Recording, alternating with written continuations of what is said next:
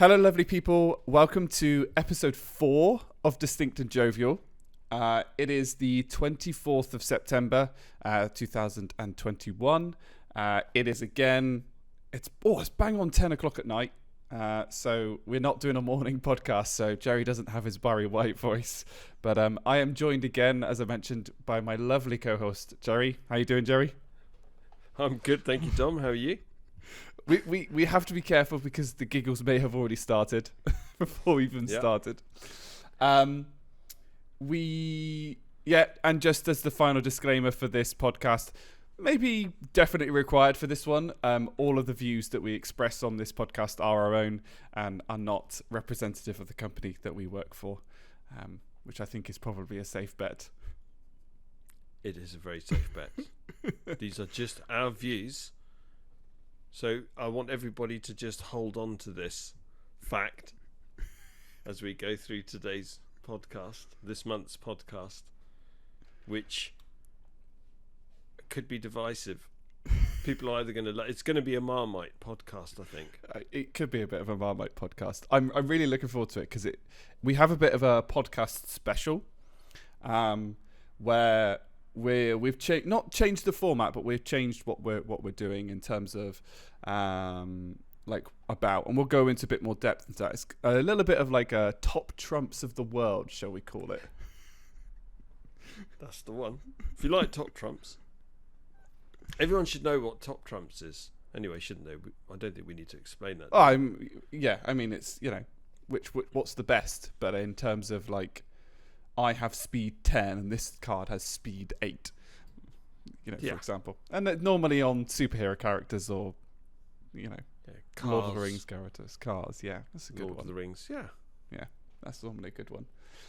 Right, let's crack on to it. Let's just dive straight into it. We'll go on to food of the month. So we'll start a little bit normal, and then we'll go down the craziness route later on. I'm really looking forward to this. So we'll have the same sections as normal. We're going to go food, poignant questions, conspiracy theory, a little bit on improving our health, and going forward from there. I don't think we want to go down an introduction tangent. Although, did you want to have a little bit of a mention from the last podcast? Or a rant or something. So I just wanted to start off with a rant, if that's okay. No podcast is really complete without my monthly rant. No. So my rant is this. Some viewers will remember Tomorrow's World. Some viewers will know what I'm talking about. Some won't. So for the viewers, listeners. For the listeners who don't know what Tomorrow's World is, Tomorrow's World used to be presented by Maggie Philbin, and this program went on for years. It was on BBC. It ran from, I think, the 60s, wasn't it? Yeah, 67 to 2003, and there was 1,400 episodes. That's the one. And I, as a child, used to watch that and loved it. And it was incredible. So during the 80s, they would talk about the future. What would the future hold? What would it be like, in terms of technological advances? And I just had a thought. I was just picturing myself, as a 12-year-old in 1984, watching Tomorrow's World. And if they had a time machine and they said to somebody, why don't you just go to the year 2021 and see what it's like, because the rate that we're advancing as a civilization, we should see flying cars, and we'll have robots performing surgery, and there'll be no disease. After traffic I got caught in on the way from the gym back, I can't wait till we have flying cars. There you go. In the year 2020, if that was the 80s, you'd think, the year 2021, that'll solve all my problems. And, we'll be enlightened as a civilization. There'll be no more homophobia, racism, bigotry, sexism. All of that will be gone. We'll be just at a next level of civilization. So, you can imagine, in 1984, and they teleport somebody to 2021 and then teleport them back, and they'll be very excited. They'll be like, "Oh, what was it like? Tell us. Must be amazing." And then all they'll say is, "Yeah, there's no bog roll in the supermarkets. There's no petrol. There's no petrol. Everyone's having a bum fight over petrol. Did you leave the house today? I did. Did you drive past any supermarkets or any place that serves I drove petrol? past a petrol station and saw the queues getting in, which just really made my blood pressure spike. It's ridiculous. To point out because this will go out next week on the 1st of October. Today will seem to be just the day where everybody seemed to panic buy, and I've just have this vision now of somebody in a loo roll Game of Thrones-esque throne with their feet propped up on 20 cans of jerry cans of fuel. And that's just what I imagine some of those people are particularly like. Yeah, welcome to 2021. Honestly, if you took film footage of all of this nonsense and this chaos that's going on around us, and you were to just show in film footage, show somebody back in the 80s, this is what the year 2021 would be like, they wouldn't believe you. They think, you've gone to an alternate universe. That's not the 2021 of the Earth that we're on. It's absolutely ridiculous. And from 1984 to now, you still can't get a burger before 10 o'clock, 11 o'clock in the morning.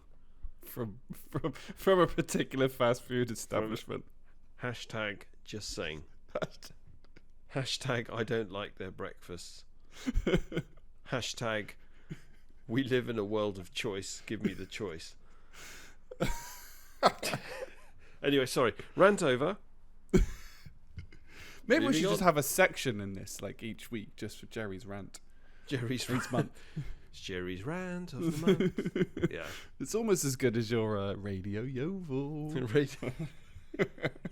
I don't greet. Well, I do. I try not to greet everybody with the Radio Yovel thing. It's normally the "Good morning, Vietnam," but I'm not in obviously Vietnam. No, you're not. Funny enough. Massive tangent. But I'd like to point out this podcast is going to be quite distinct, and I think there's going to be quite a bit of joviality, even if that's just between myself and Jerry. I think so. Right. Brace yourself for the most bizarre podcast episode. I think it is going to be hilarious. I can't wait.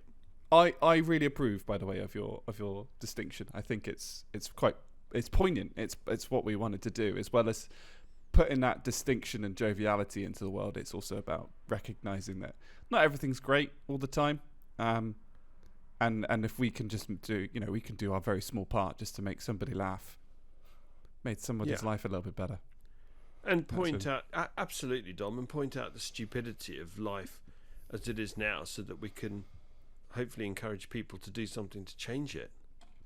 Yeah, we're living in a mad world. This is ridiculous.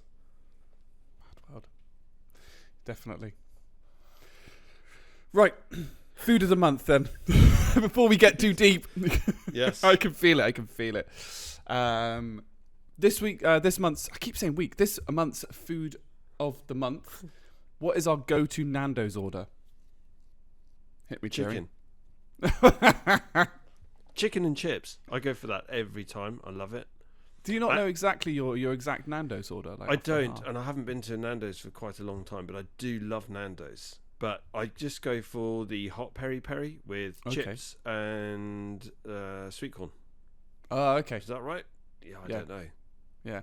Do you get the same thing every time, or because of the way Nando's is, you're like, oh, I'll have this chicken and then I'll have this chicken, but it's always hot peri-peri? Yeah, exactly that. I mix it up.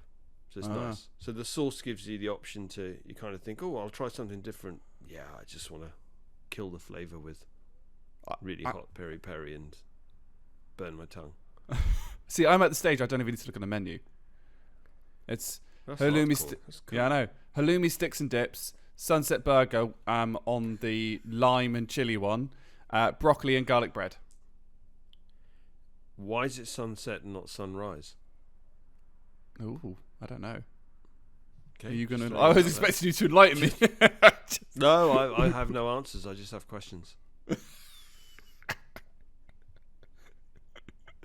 How can you tell it's a sunset and not sunrise? You've got no frame of reference in terms of time. In terms of time, I only have. Can you get Nando's in the morning Probably. before 11 a.m.? Probably. At least you know where you stand with the Nando's. Yeah. You don't walk into a Nando's and find all of a sudden you've got a completely different menu. yeah, that's true. And you go, what the hell is this? So you look at your watch and go, oh, yeah, of course. Between 6 and 10 a.m., it's this menu. Between 10 a.m. and 12 p.m., it's this menu. Between 12 p.m. and 1:45 p.m., it's this menu. Between 12:45, I don't know, and 3:17 and 30 seconds, it's this menu. So you just don't know where you stand. But Nando's, safe, reliable. Oh, every time. It's a comfort blanket. I like Nando's. I can see that. I like Nando's as well. I made a mistake though. I ordered Nando's a couple of weeks ago, and when you order it for takeaway or delivery, sorry, I should say, you have the option of like chips or large chips, and like large chips was like 3 times as more expensive. But I was like, I'm hungry. I could eat a scabby dog here, people. Just to coin the phrase. So I went, sod it, let's go for large chips. And it, like, genuinely, it's probably a sharing bowl for 4. It was it was massive. But, right, and here is where everybody that knows me, that listens to this podcast, is going to go, yep, that's exactly you. I was like, well, it can't defeat me. So I ate the whole thing. You took the challenge. Yeah. And then I went on their website and I tracked my calories. I looked at how many calories it was. It was nearly 2,000 just in the bowl of chips. Yeah, but Dom, you burn 2,000 calories an hour. You wake up in the morning and I don't know, you live a life, the way you live your life, it's like a martial arts flick. You wake up in the morning. By the way, this is going to segue neatly into the next section, isn't it? But you fight loads of people. Yeah. Oh, I can see. I see the segue. You see where I'm going with ruin the segue completely.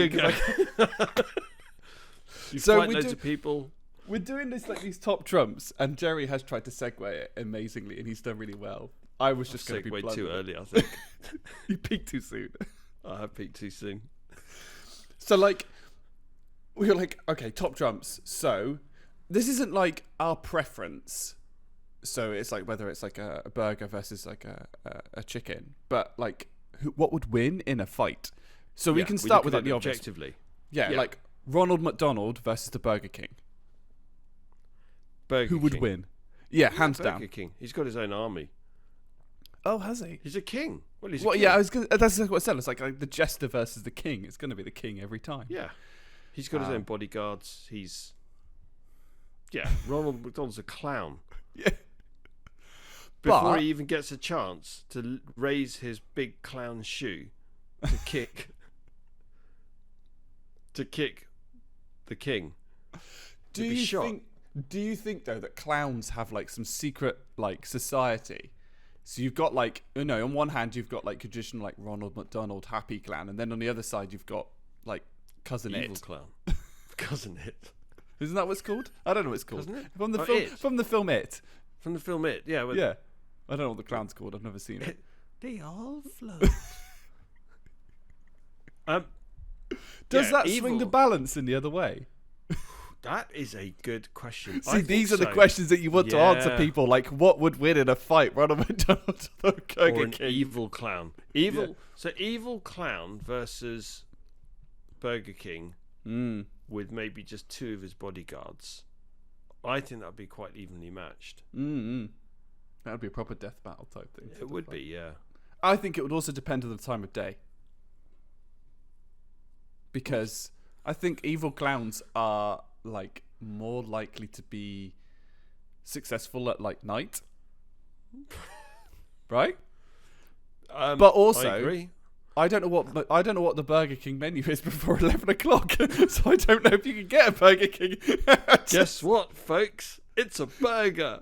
Clues in the title.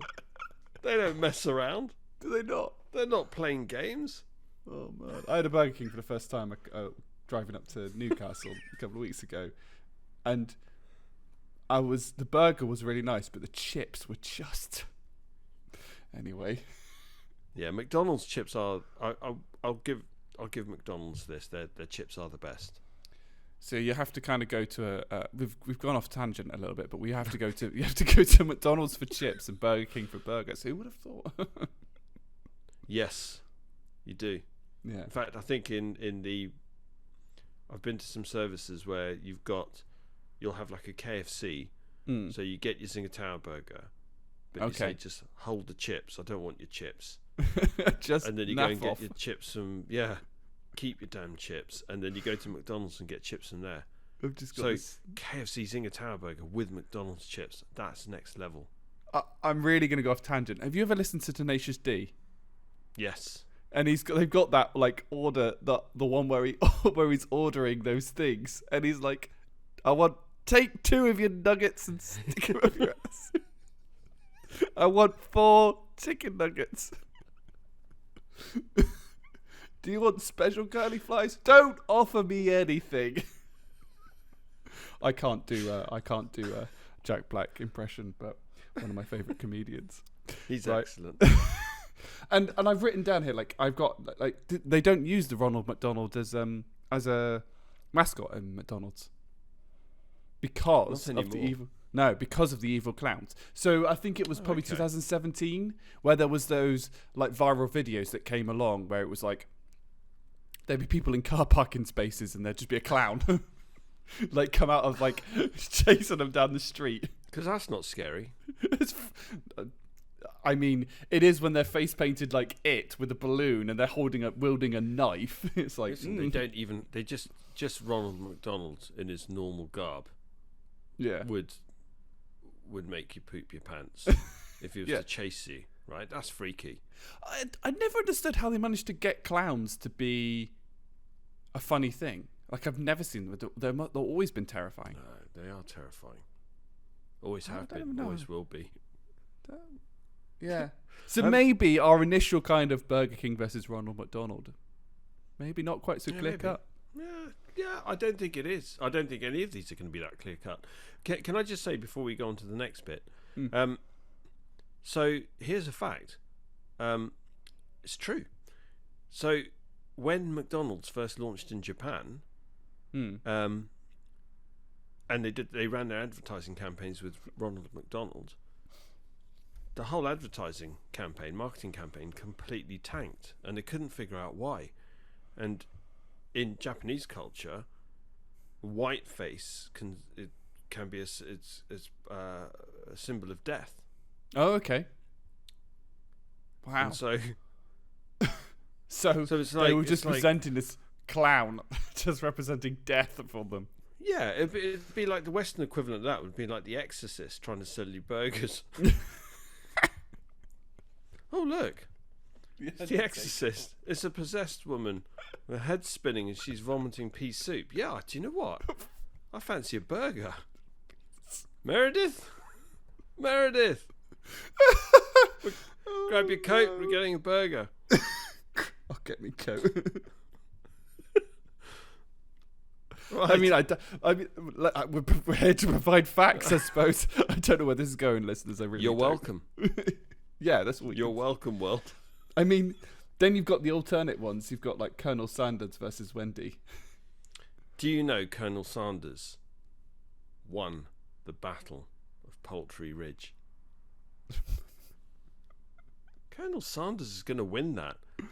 Wendy's a little girl with pigtails versus the Colonel. He's got a whole battalion. But is Wendy going to be, how to call it, like a dark horse? Like unassuming, it's unexpected. Oh, it's just a little girl. No. No, okay. You just think Colonel's is going to be prepared for that. No, this is. It'll be Colonel Sanders coming over Poultry Ridge, be like shock and awe. He'll soften up. He'll soften up the enemy with artillery and airstrikes, and then he'll go marching in. He's the Colonel, damn it! He's gonna win. Yeah, and as I think your KFC was your favourite fast food restaurant. It is. I did like how the other day when I messaged you saying I have no food was like your immediate response was go and get KFC. Hell yeah! Don't mess around. Get that KFC. Oh dear. But then we can go on to like, let's go more left field. It's just so left field. It's almost out of the field. We've almost run out of field. Yeah, we got a few written down. Battle of the fast food items. Like when we talk about this, like ketchup versus mayonnaise, like blatantly, like if you were going to do it on like a personal opinion, which do I prefer? It's going to be ketchup. But in a battle, which one would win? Oh, ketchup. So when you make special ketchup? sauce, when you make special sauce, you only need the ratio of ketchup to mayonnaise. You only need a tiny bit of ketchup to turn it into special sauce. Okay. I don't know what special It's sauce powerful. you're referring to. It's just pink sauce. Everyone likes special sauce. You only need a little bit. The ratios, See, you don't need a lot of tomato sauce to turn it into put down that special sauce. mayo would win. Really? On what Yeah, basis? because it's just pure evil. And anybody that likes mayonnaise on the sandwiches is just some kind of fair point. demigod. And I think just, it, you think what's made of tomato versus like, So you're saying it's like the evil clown of the condiment world? yeah, I do. I think mayonnaise Okay. is the evil clown of the condiment world. I think it's like it's gonna, it'll get you. And and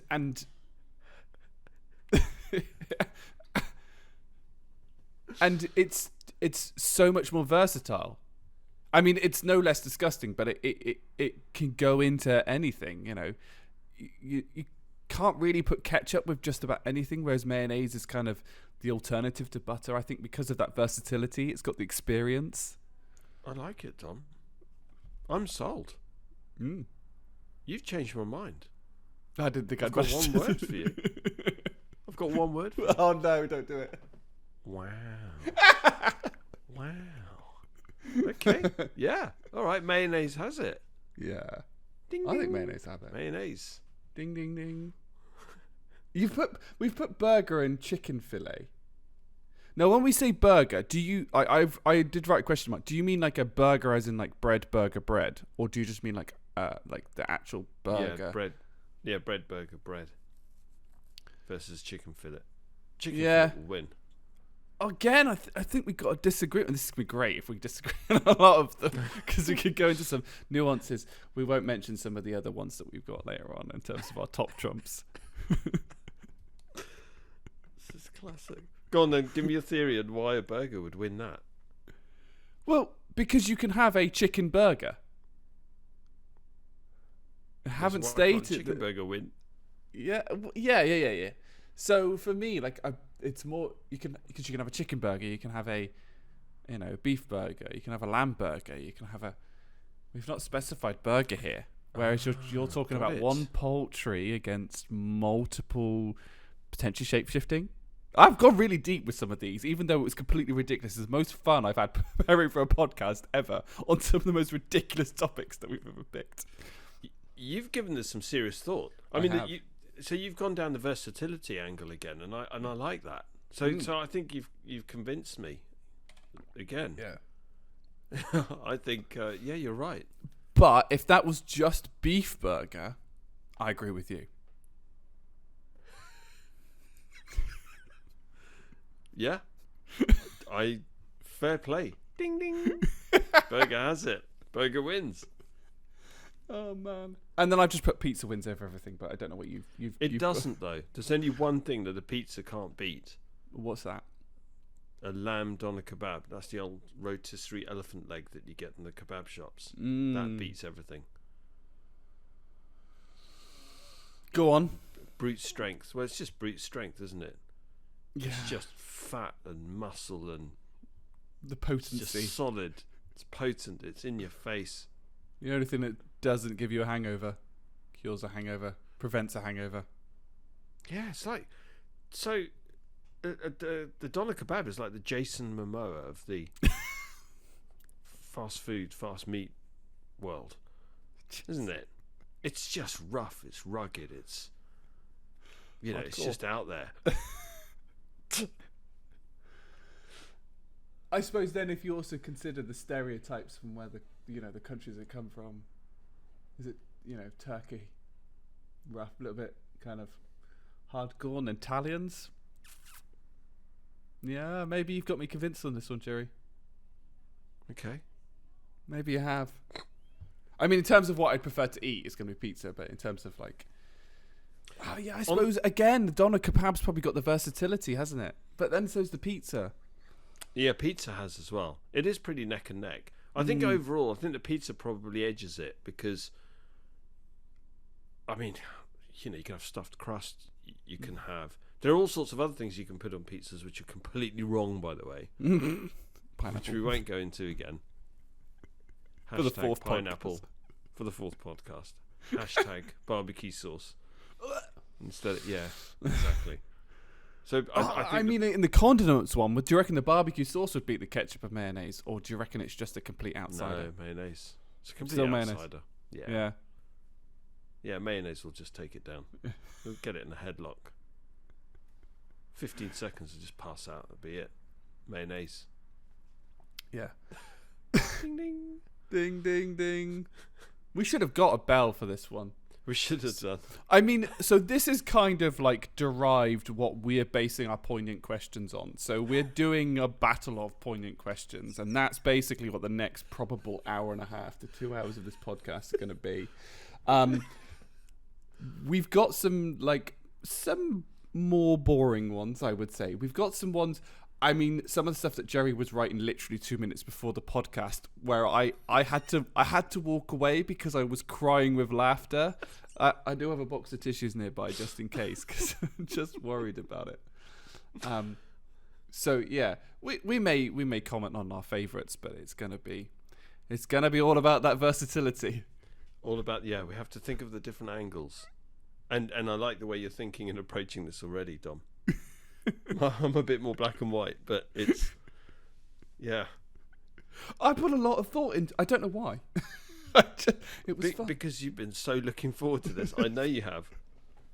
You've been loving it. I mean, to point out, I have been a little bit unwell the last week and a half, so this has been keeping me going. I've just been like, "Ooh, what about this? Ooh, what about this?" I've had a bit more spare time. Right, we'll go on to the first one then. So, number 1, Battle of the Biscuits. Oh, I'm going to stop saying it British. I have to Battle of the Biscuits. Make sure I pronounce my T's. Biscuits. Not cookies.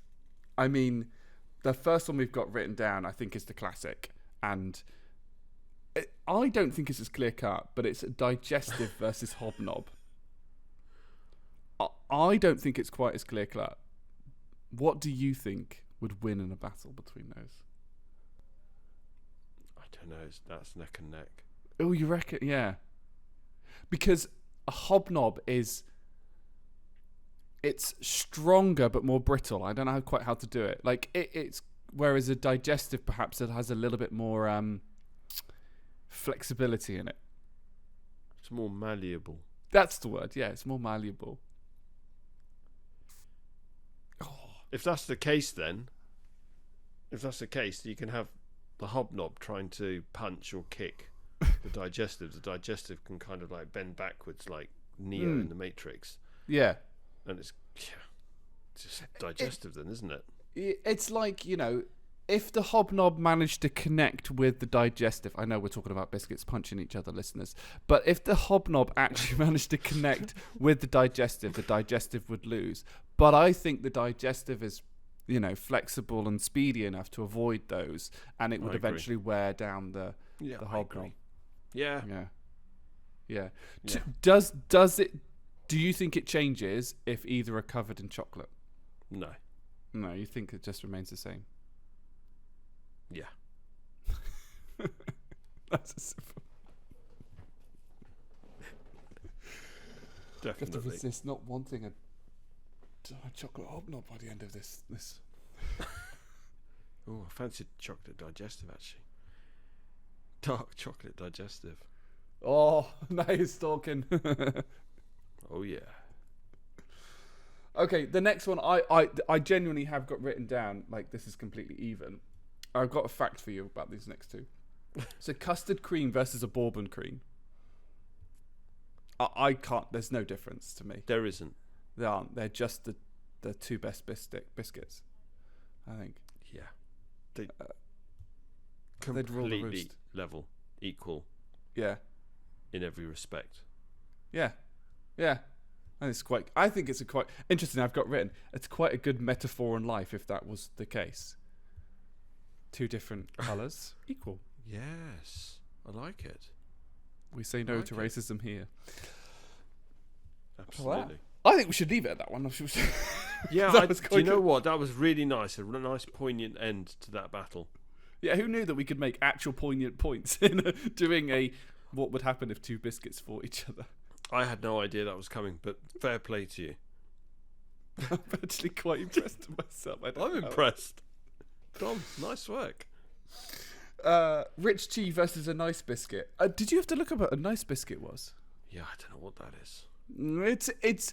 I kind of chose them because they're similar in what I call like flimsy biscuits.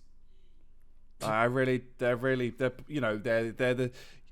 So we used to at home have like a actual biscuit barrel where my mum would pour like, but you'd get a packet of like digestives and you pour them in, and you get a packet of like hobnobs, you pour them in, you get a packet of rich teas, you pour them in. And the always left at the bottom was always the rich teas and the nice biscuits, without a shadow of a doubt. I love rich teas. Larry, my dog, loves rich teas. He literally goes mad for rich teas. Honestly, really? he just loves them. He loves them. Is he allowed them? Yeah, he is allowed them. I have to be careful because he's a bit porky. Whose doing is that? That's my fault. He is a bit chungus, so I've got to kind of break it. I've got to break the rich tea in half, and I just have to give him half. The vet had he kind of gave us a slap on the wrist when we last took him there and said, "Oh, he's a beautiful dog, but he's a bit chungus." Larry, for information listeners, is Jerry's golden retriever. Oh, he's so beautiful. I love him. He's so cute, but he dribbles a lot. If I'm eating rich tea, he's there in front of me and he's literally just drooling on my leg. Is he like a Pavlov's dog? He No bell, just rich teas. Just rich teas. He loves them. He loves them. But here's something. So a rich tea versus a nice biscuit having a fight in the rain. Oh. And I think that's the test, isn't it? Oh.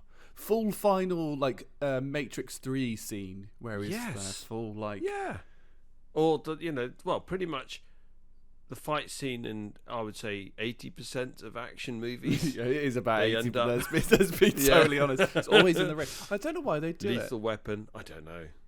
That's a good film. So, Showdown in the Rain. Yeah. Which one would win? I always thought are rich tea the ones that get really soggy if you leave them in your cup of tea too long? Oh yeah, you've got to time it to the nearest second. You've got about anywhere between 3 and 4 seconds before you potentially lose half of your rich tea, and it sinks to the bottom like. Yeah, and nice biscuits are pretty similar. Like they get instantly. Nice biscuits were always the ones that used to give babies, and it just seems to come away, and it like at the end of it ends up looking like baby food because they've just smushed it. You can do the same with rich tea as well. It's another even Stevens, really, isn't it? But on the opposite end of the scales, other than on the opposite end, yeah, not being double layered, filled with cream, perfection. It's kind of where necessary, and a dunk in your tea biscuit / feed to your golden retriever. Yeah, exactly. And they would be crap biscuits to have to cast in a fight in an action movie in the rain, because that fight scene would only last anywhere between about 3 and 4 seconds. Right, that one lasted 3.57 seconds. That one 3.63. Ooh, close, but Cut the check. Oh dear. And then Jammy Dodger versus Jaffa Cake. And I know Jaffa Cake is not technically a biscuit, but it's kind of a 3 p.m. snack that you'd have with a cup of tea. I prefer Jaffa Cake, so I'm rooting for a Jaffa Cake. Do you think it would Even win if it's the underdog? It's Would it so win? is the underdog. I don't know if it would. No, because I think the Jammy Dodger's kind of got that. Where the Jammy Dodger's got the edge, it's that super sticky, really gooey flypaper type jam in the middle that literally nothing can pen. I mean, people wear, they use Kevlar vests to stop bullets, and what they haven't discovered is the Jammy Dodger jam. If somebody said to me, slather yourself in Jammy Dodger jam. Do you want to do that, or do you want to take this Kevlar vest? Quickly decide. They're coming. They're going to shoot us, and I'll say, "Give me the jam. Give me the jam," because there's no way bullets are going through that. It is. Honestly. I know it is. That when you think about it, it is it's the stringiest jam. Yeah. Like that stop advert. a bullet. Yeah, easy. Stringiest jam. Listen to us. Stringiest jam. Does But that it even makes sound sense. right? But It's true. You're you right. know what I mean. Like, and I listeners, do. I'm sure you know what you mean. I'm going to get Yeah. absolutely slated by all my friends that listen to the podcast. I can hear it now. Okay, what you want But about you're that? right. Jam shouldn't be stringy, but it is. That's But my it is. point. Yeah. That's my point. It's like that, like cheese. When you pull cheese and it goes stringy. Oh, nice. You pull it off get it from the pizza and it kind of goes, or it does in adverts. That's because they put PVA glue in. Spoilers. I wonder if does Jammy Dodger jam contain PVA glue? It's that consistency. It's that consistency. It's one of those oddities like Weetabix. Dried Weetabix is the hardest substance known to man. I'm really glad you brought that up. Like, perfect segue. So Macmillan did a tweet. I don't know if you saw this. They had like a collection of like. So it's got like OG. OG stands for original gamer. So I don't know why they put OG. And bourbons are in those ones, along with shortbread and chocolate fingers. And then in first class you've got fig rolls. I love fig rolls. Really, people? Chocolate digestives, party rings. Dad could consume party rings until, cows come home. Mandolins, which I don't know what they are. Right, and then in bottom of the barrel, I've deliberately skipped average Joe. Bottom of the barrel, they've got pink wafers, custard creams, ginger nuts, and Jammy Dodgers, which should all be OGs. They are incredible biscuits. They are. Pink wafers maybe in first class. But then in average Joe, they've got rich tea, Jaffa Cakes, Garibalds, and Weetabix as a biscuit. Yeah, it's ridiculous. As a biscuit. Since when has Weetabix been a biscuit? It's never been a biscuit. Yeah. Although, so, Macmillan replied, right, because somebody's replied, like, Jammy Dodger's bottom of the barrel, who hurt you? I just think it's great. And it's like, Jammy Dodgers are just jam and biscuit. What's so special about them? The jam is literally made of PVA glue. That's what's special about them. But also, somebody said, like, Weetabix being a biscuit. And it was like, well, if you read the box, it does say 2 biscuits. I'm pretty sure in some places it might say briskets, though. BRISKS instead of biscuits. But based upon what you just... I love how I'm overanalyzing this. And do not ask me why this... I'm just delirious with randomness. Does going off, like biscuits going off, change anything in terms of some of those fight matchups? Because a definition of a biscuit is when it goes off, it goes soft. And a definition of a cake, when it goes off, it goes hard. Which means that the Jaffa Cake may have an advantage if this was like held over several months. And also, you said that Weetabix was like the hardest thing known to man. Yeah, but only once it's been soaked in milk and then it's left to dry on a bowl. Yeah. Oh yeah. Yeah. So that's nothing's getting rid of that. But in answer to your question about a jammy dodger and Jaffa cake over time doesn't change anything. So ordinarily, I would agree that the Jaffa cake would beat the jammy dodger if it wasn't for that harder than Kevlar PVA jam. ballistic missile stopping jam in the middle, and that doesn't deteriorate. I'm convinced. Yeah, the jam. Even if the rest of the jammy dodger disintegrates, that little jam ring in the middle will still take that Jaffa cake down. And do we both agree that Weetabix are not a biscuit?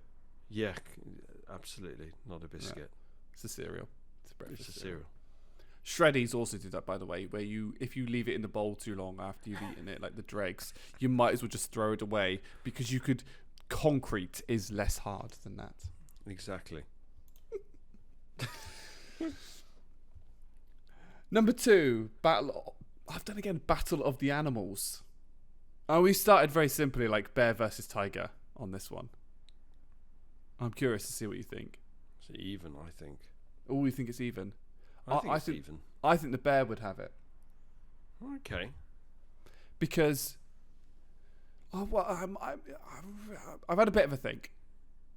Like, you don't very often see domesticated bears, whereas a tiger's just a big cat. You do get domesticated bears. You do. I'm not going to argue with that. But there's a lot of domesticated cats. True. But do you remember Gentle Ben? I don't, no. Ah, he was a domesticated bear. Oh, was it? Okay. He was. Paddington. Yeah. I mean, are we going to boil this fight down then to something like, is it going to be Tony the Tiger from Frosties versus Paddington Bear in a fight? And in that one, it's definitely going to be Tony the Tiger. Yes, it would be Tony the Tiger. Even if it was the tiger who came to tea. Came to tea. That tiger would win as well. Tigger from Winnie the Pooh? Yeah, Tigger would win. He'll bounce all over the place. He's got the speed. The wonderful things about Tiggers. Tiggers are wonderful things. I can even do the lisp. It's brilliant. That's a brilliant impression. We know the only impression that I can do, and I've not yet done on the podcast. Yeah, I think Tiger. So based on the characters, it's Tiger. I can't think of any other characters other than Paddington that might even even it up. Yogi Bear? Hey, he was kind, gentle. He's not a fighter. Even Winnie the Pooh is a a Capricorn. Yeah, Winnie the Pooh. He loves honey. He's so gentle. Capricorn. Yeah. Why do you know that fact? I don't know. It's just a peace lover. I don't know that. I've just completely made that up. I was going to say, I'm a Capricorn. Yeah, I'm a Capricorn. We're all peace lovers. We're bears. Big cuddly bears. We don't want to fight. Oh, man. Tiger's got it. Ding, ding. There you go. End of that round. Oh, man. What have we got next? Spider versus praying mantis.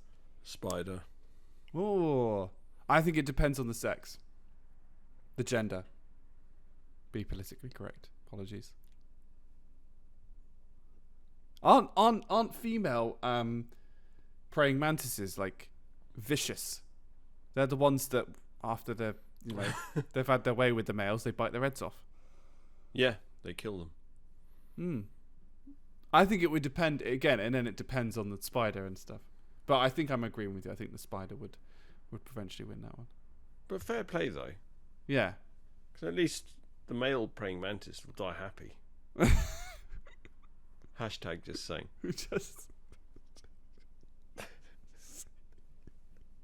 I mean, what a way to go. If we all had to pick one way. I'm not sure about having my head ripped off. I wouldn't mind. It's a small price to pay. I'll tell your wife that. Go for it. She'll tear my head off. I'm surprised she didn't after the tea lights and flat pack furniture last time. Listen, don't get me started on tea lights. We might have to do we interrupt this program to mention about our new Yeah. product that we discussed the other day. Bloody tea lights. Right, moving on quick. So we've got duck-sized horse versus a horse-sized duck, but I think the traditional question is, would you rather fight 10 duck-sized horses or one horse-sized duck? I would rather fight one horse-sized duck, and I'll tell you why. Right. Because if I win,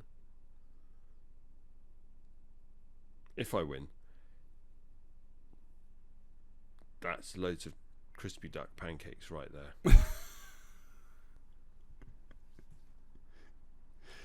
You'd have to just get your hoisin sauce, pancakes, your slivers of cucumber and spring onion. Oh, man. And what a way to celebrate your victory. So for me, It's be a horse-sized duck all the way. How weird, isn't it? How weird. Because you've got to think of the reward. That'll be what motivates you through that fight. Yeah. So any times in that fight where you think, oh my God, I'm not going to make it, but it pushes you through, you think, I just want some crispy duck pancakes at the end of this. Yeah. See, do you know, I've got one problem. And your co-host on the quiz will attest to this. I'm terrified of horses. Okay. Absolutely terrified of them. But a horse-sized duck, I don't know whether it's the size of the horse that puts me off or whether the fact that it is a horse. I don't know what it is about horses. They're just so I find them really unpredictable.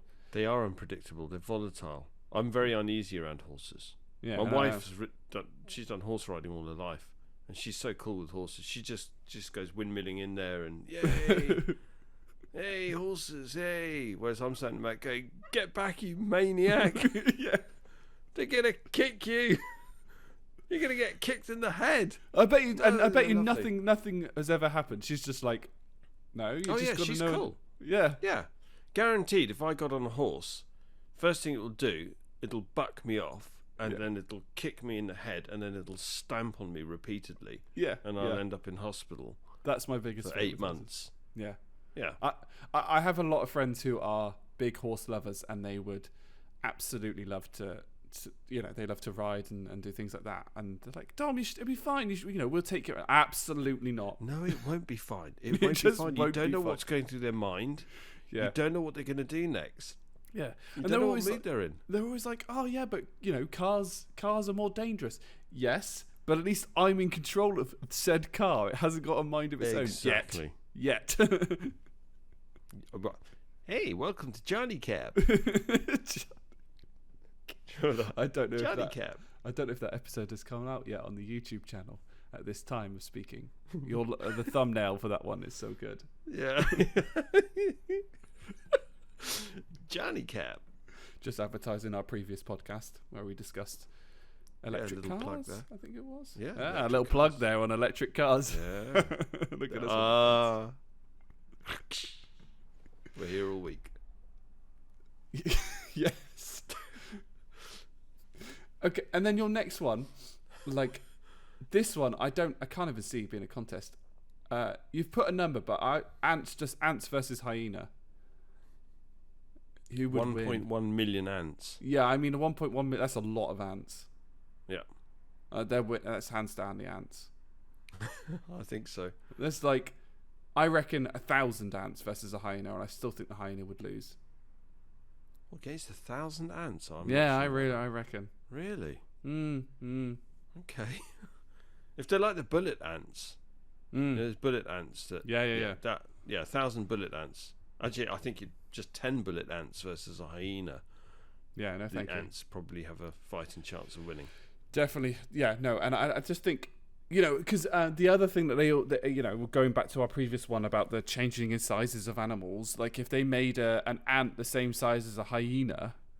Oh yeah, well, the ant's gonna win that. Yeah, because an ant can pick up something like 18 times its body weight, so it would, be quite happy to lift an elephant at that sort of stage. You know what I would do?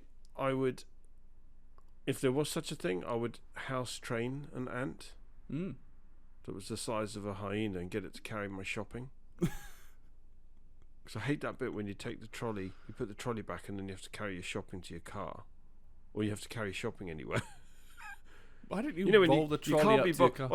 Well, sometimes, but then okay. Is it just when you've just got you want to put the trolley back in the place like right outside the store, and you've just got exactly a little bit too much for a basket, but not quite enough for like a big trolley. Exactly. So you're like, that. yeah, I can manage it, and it's kind of like 5 bags, which means that you're like, and then you have to kind of do that awkward like penguin waddle to the car, and then you have to waggle your foot around trying to open the boot. That's the one. But in the meantime, you've got the plastic almost cutting through your fingers, and you've got the muscle burn in your shoulders and your neck, because you're thinking, "Oh crap, I didn't plan this. I royally forked up here." Yeah, and that's when you need that ant, because the ant will be like, "It's all right, give me the shopping. It's fine. Is this all you got?" Yeah. God, you lift 18 times my body weight. What are you on about? I could have taken 4 baskets worth. I could have just taken the whole shop. Oh, man. Your next one that we've got written down, chicken versus duck. Bit more box standard. Chicken, they're scrappy. They're like the Conor McGregor of the poultry world. They just like to get into fights. I've never known a duck to be aggressive. They're Capricorns as well. They're peace lovers. They don't like fighting. Yeah, chickens are volatile. I love the way that you use that when we're both Capricorns. That's amazing. Yeah, we're peace lovers. Chicken. Yeah, chicken would win, hands down. Yeah. Yeah, it's just in a name. There isn't a duck in the film Chicken Man, is there, to even compare it? No. That's the closest I can get. I can't think of any Hands other. down, feet down, beak down, wing down. Yeah. Chicken would win. It's going to be that. Ding, ding. Ding, ding. It's game over. Number 3. God, we're on number 3. Battle of the Celebrities. I'm going to correct that. Listeners, we've got 100 of these to get through. Joking. Yeah, we've got loads. No. Battle of the Celebrities. Mary Berry versus Delia Smith in a bare knuckle boxing match in the middle of a field. Right, just so I know. In the rain. It's always in the rain. We've established that. It's got to be in the rain. Like that Matrix style. Yes. Episode gritty. 3. It's got to be gritty. Just so I'm aware, so Mary Berry is the one that used to host Great British Bake Off. Great British Bake Off, yeah. I can't think where Delia Smith's from. She's from Norfolk, and she's big into football. What does she host? She used to have her own cookery program, and she's written loads of recipe books.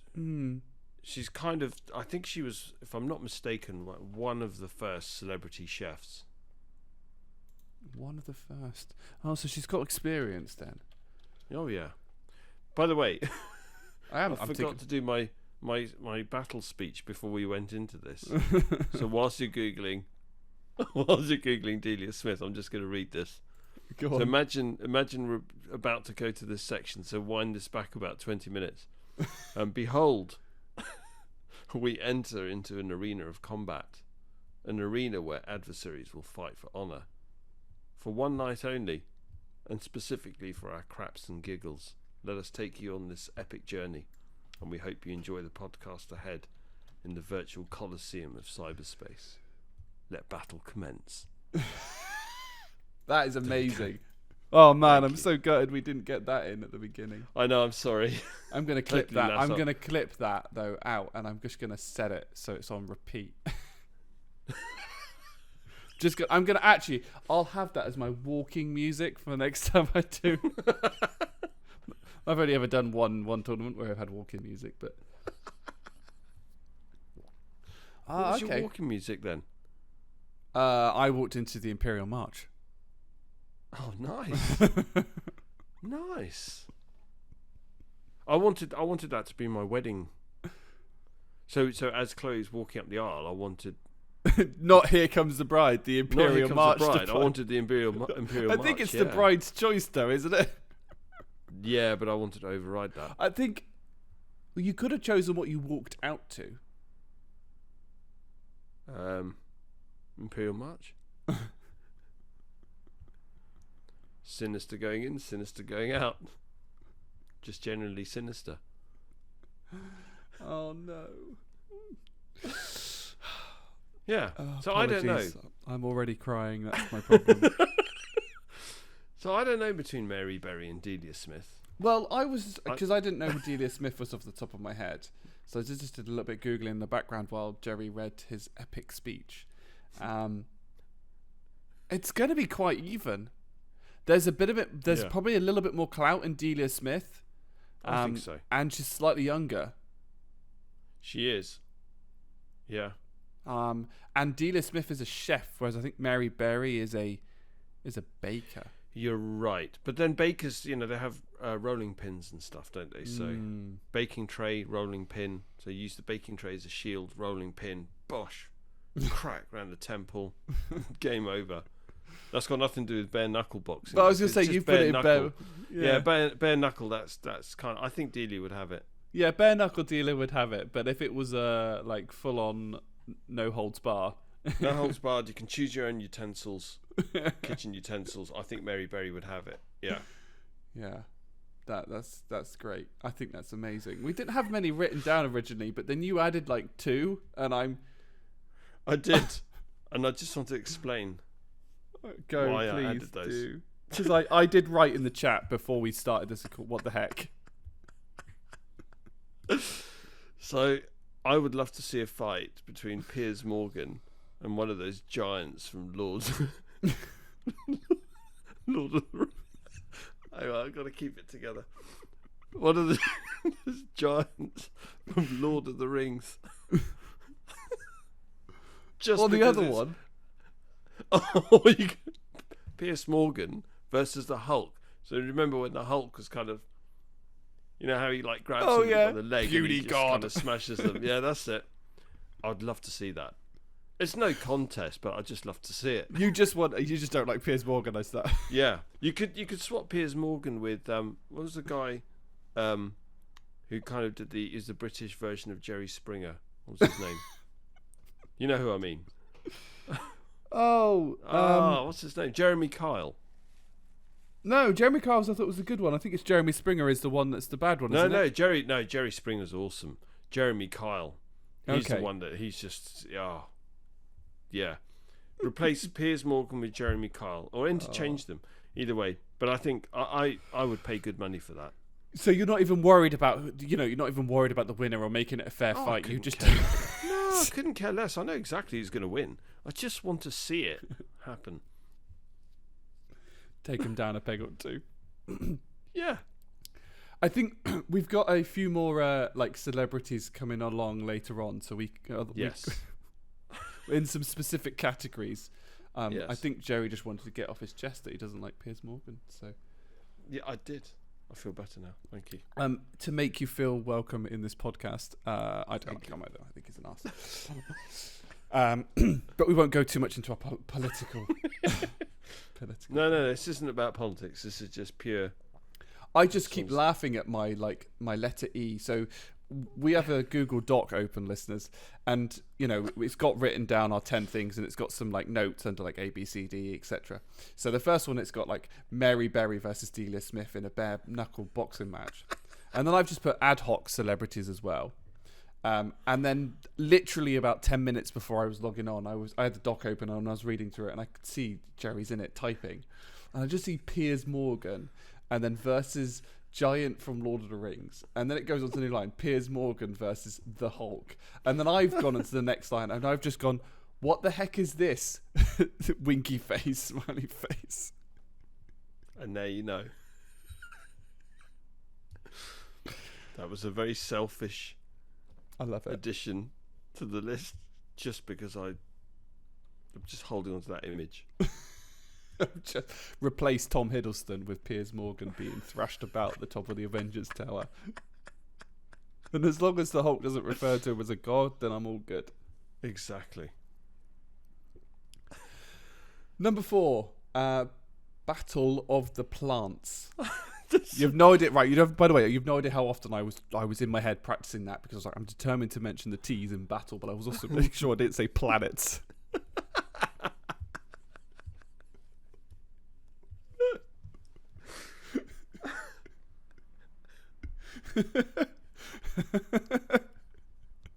It's funny, isn't it, when you read a word, but your brain just...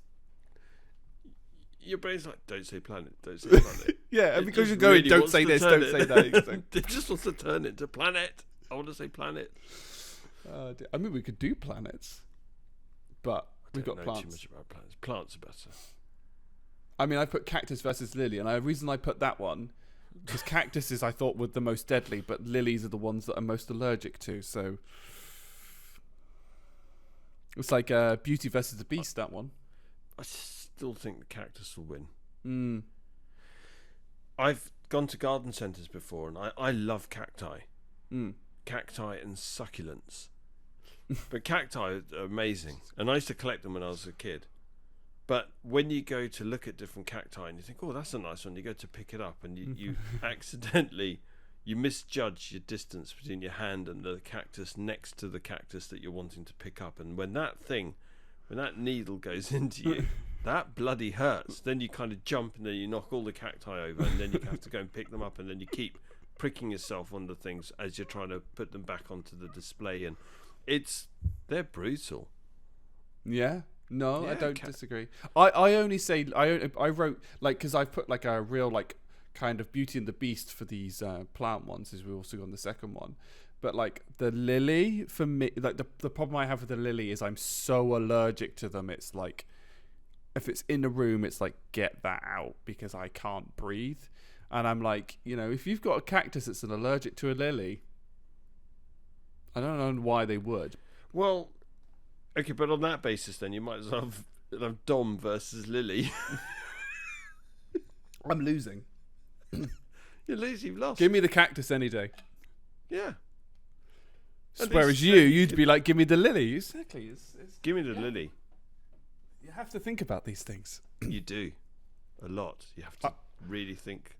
And I'm very shameful to admit that I thought about this too much. So have I, because we've had this list going for quite a while. So cactus all the way, I think. Ding ding. You reckon? There Ding, you go. ding. It's the end of that. It's the end of that fight.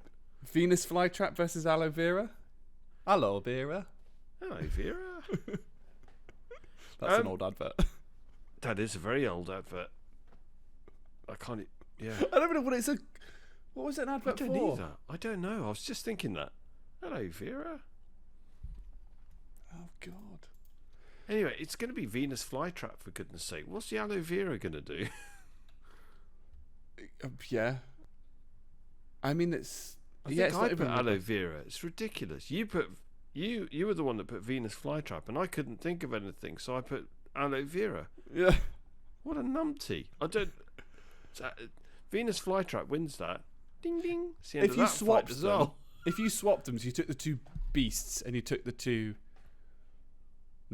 the two beauties, so to speak, aloe vera and lily. Which one round did you say it was then? Oh, I don't know. We're going into the realms of other ones that we're covering. You see, that's leading us neatly into some ones further down the list. I don't know. I think you'd have to kind of do a battle of the charms.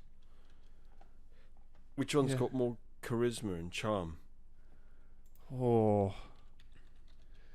Yeah, now you're kind of talking, aren't you?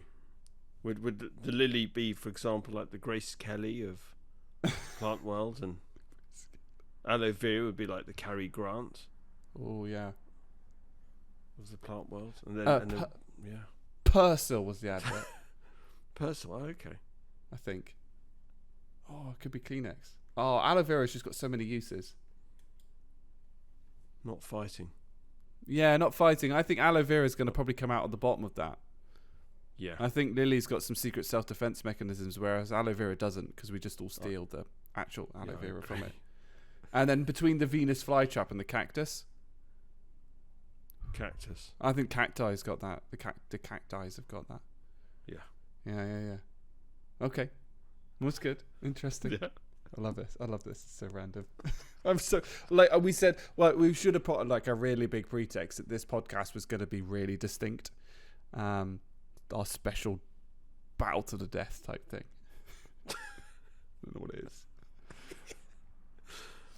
Number 5, cartoon characters, and we haven't gone too adventurous as the ones that we've listed.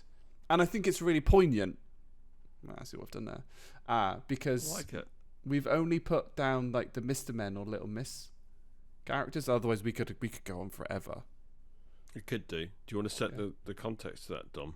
Because Yeah, I didn't know. I didn't know that. It's interesting. So I think it's the 30th of this month. So the day before this podcast comes out. So it would have been yesterday for the listeners. Is the 50th anniversary of Mr. Men / Little Miss, which I did not know. I did not know that. That's incredible. Long time. That is a very long time. Bearing in mind, I read those as a child. Yeah. And so did I. And I'm sure, you probably did as well, Jerry. We're talking like some real, like some real kind of longevity.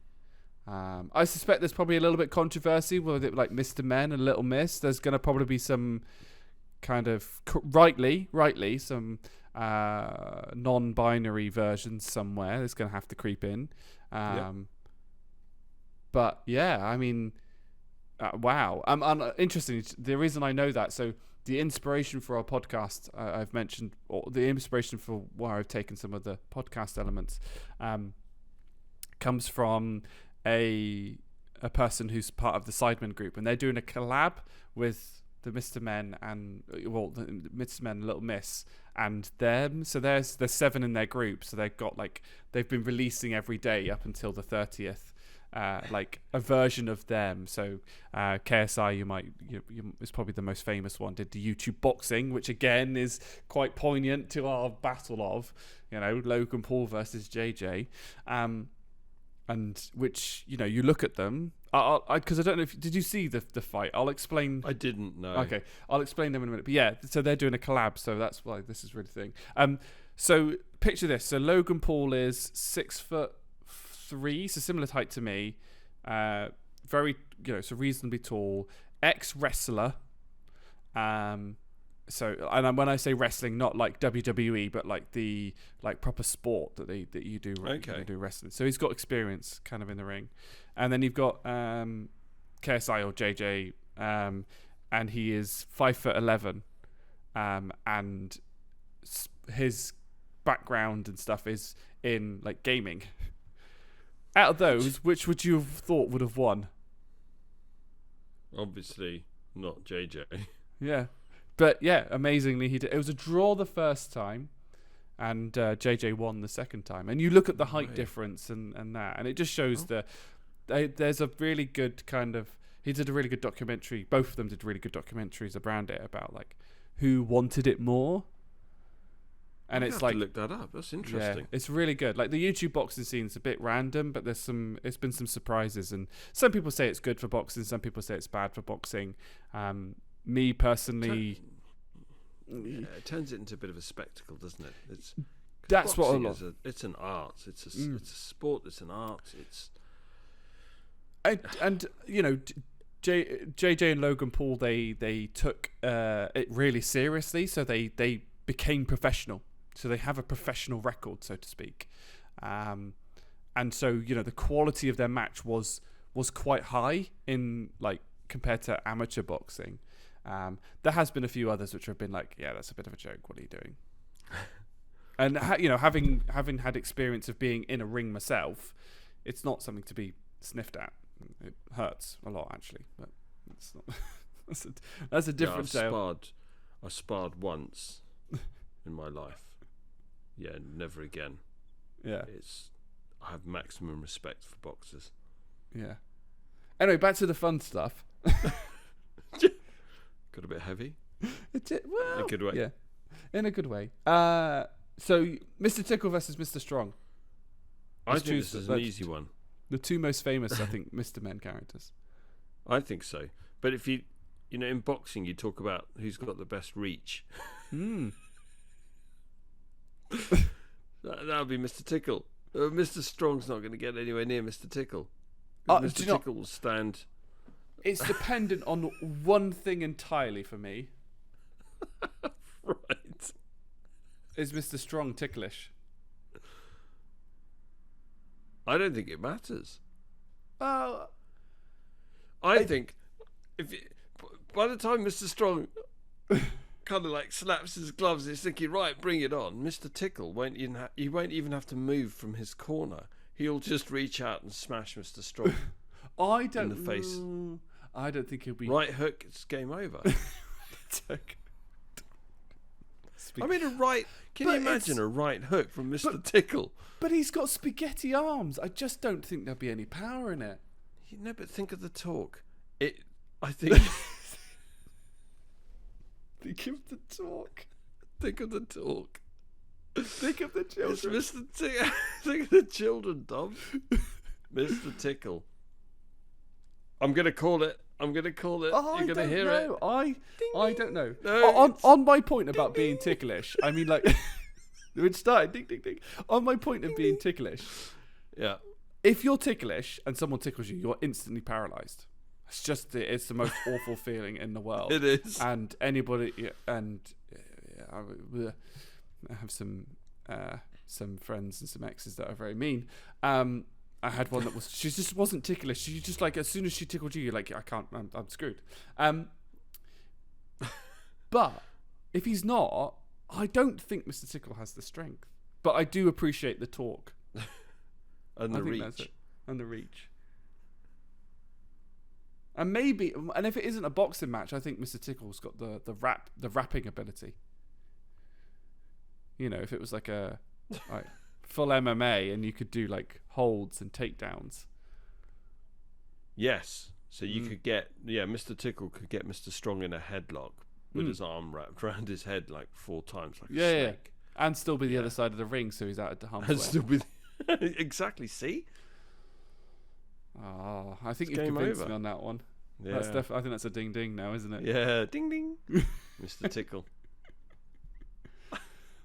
And then we've got Little Miss Star versus Little Miss Sunshine. Oh, this is like night versus day. This is like night versus day, isn't it? Almost. This is like the personification of night versus day. In cartoon characters. In cartoon characters, yeah. Is that a personification? I don't know. I have no idea. I don't know. Do you know what? If I'm going to go purely on my science brain, bear with me on this one. It's going to be Little Miss Star. Because the sun, in theory, is just another star. But generally, the sun, I think, is probably one of the smaller stars that we know. Ooh. I like it. Okay, yeah. You've convinced me. That's the only way that I can put that, I think. Yeah, you've convinced me. There's no other way for it. I mean, are there any other characters that we'd consider that would be... Because, like, Mr. Tickle, I think, is up there as, like, probably the most versatile fighter. Mr. Bounce? Yeah. It depends on how much you can control it, though. It's almost like superpower type thing now, isn't it? But you couldn't body slam Mr. Bounce, could you? Doing. Yeah, exactly. It'd be like body slamming a basketball. Exactly. So how are you going to win that one? I still think Mr. Tickle would win that, though. Yeah. Yeah. I can't think of any other Mr. Men. No, I think Mr. The only one I can think of is Mr. Bump, but he's probably the bottom of the pile, I think. Yeah, sorry, I meant Mr. Bump. Is there a Mr. Bounce? There is a Mr. Bounce. There is a Mr. Bounce. Is there? There is. Yeah, okay, I'm not making that up. Okay. He's a smaller one. Yeah, he was the small one. He's a small. That's right. There is a Mr. Men wiki. I wonder how many Mr. Men there are. A lot. Mr. Men series. Mr. Tickle's the only one I know that's got a hat. Oh no, quite a lot of them have a hat. Sorry, correction. How many Mr. Men are there? Oh man. Oh, maybe not as many as I thought. You got like Mr. Tall, Mr. Stubborn, Mr. Sneeze. Mr. Sneeze always makes me laugh because he's got a giant red nose and he's built in like a cartoon like Bang. In this world of COVID, Mr. Sneeze would probably win. Yes. Yeah. Mr. Rush. You wouldn't want to go near him, would you? No. Exactly. So No, he would be definitely the most contagious of the Mr. Men. Yeah. And then you've got like Mr. Rush is probably the only one. Mr. Metal. That's not one I've heard before. What? That's made up, surely. Yeah, I think that's made up. Mr. Adventure. There's loads of the ones I didn't know about. I hate to break you out of your Mr. Men spell. Yeah, sorry. I'm miles away. Should probably concentrate. I'm recording a podcast here, Dom. Yeah. Back in the room. Back in the room. Number 6 then. Battle of the TV presenters. This is going to be... I mean, the first one here is probably the one that I just cry with laughter every time I see it because it's so ridiculous.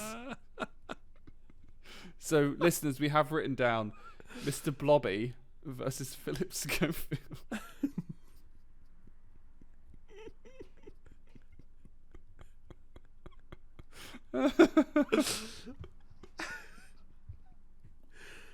We gotta say it, Jerry. Blobby. Blobby. Oh dear. Who would win? It's got to be Mr. Blobby. Terrifying. Blobby. Blobby. Blobby every time. Absolutely Blobby. I'm going to call it. Do you want me to call it? I know that Philip Schofield is a wily old fox. But he's a silver fox, but he won't beat silver. Mr. Blobby. Shall I call it? Oh, I don't know. Yeah, We're going to have to, aren't we? We're going to have to. Yeah. We've got a lot of Philip Schofield in here. We do. Poor man's going through a lot of rounds. He is. Gordon the Gopher. Yeah. I don't know who that is. He was Philip Schofield's sidekick in the broom cupboard. Oh, is he? Yeah. And I think Gordon would win. Because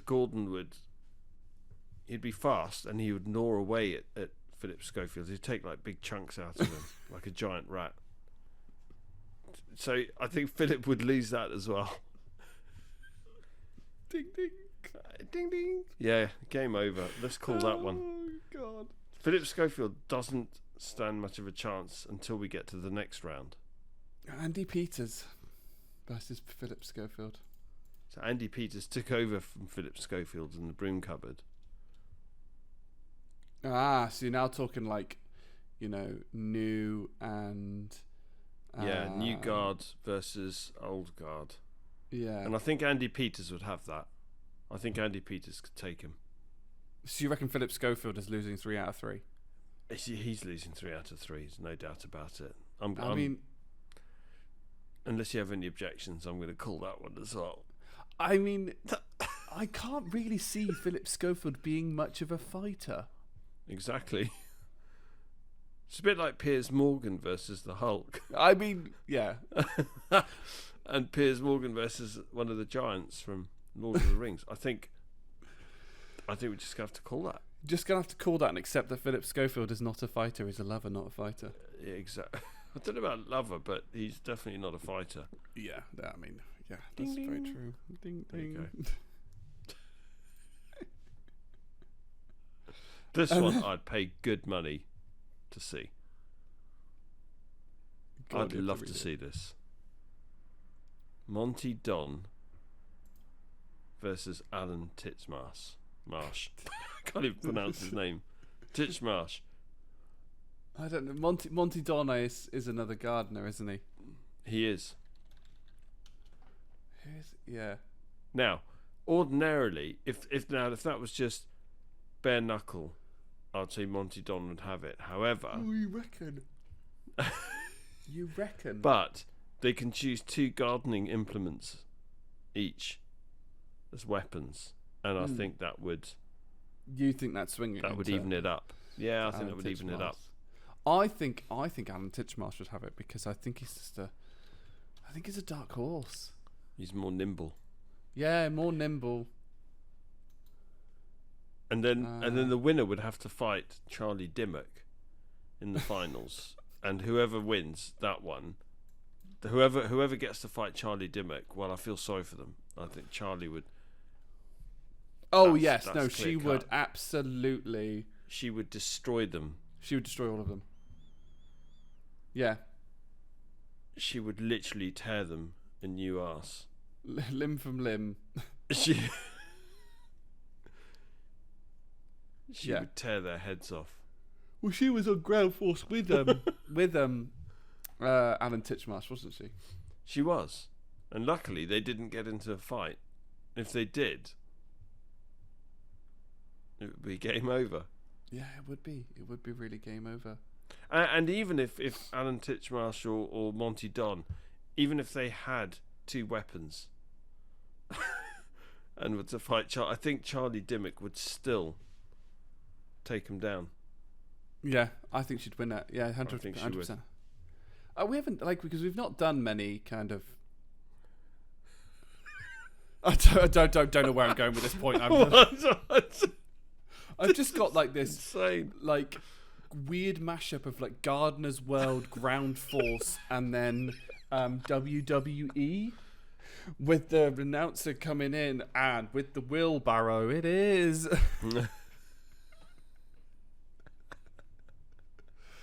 full. Let's Beth ready.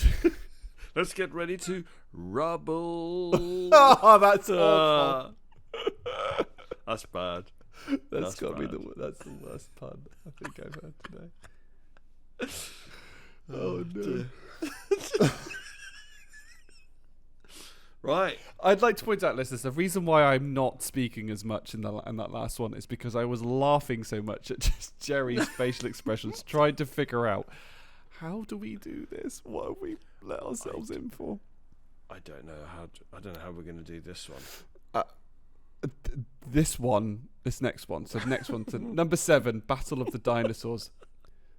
What? So Yes, I mean, there's a couple that you can kind of think of, like Stegosaurus versus Pterodactyl, different ages. Which one's gonna win? Stegosaurus, I think, on that one.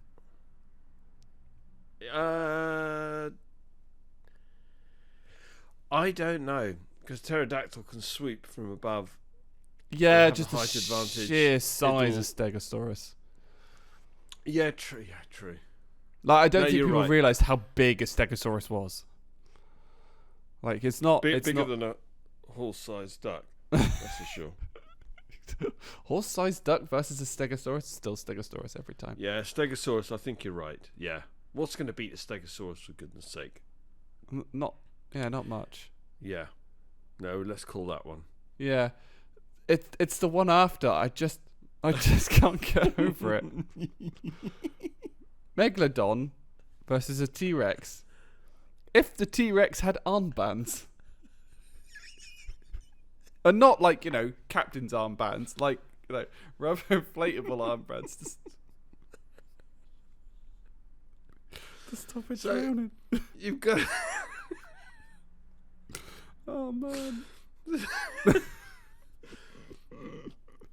T-Rex with armbands.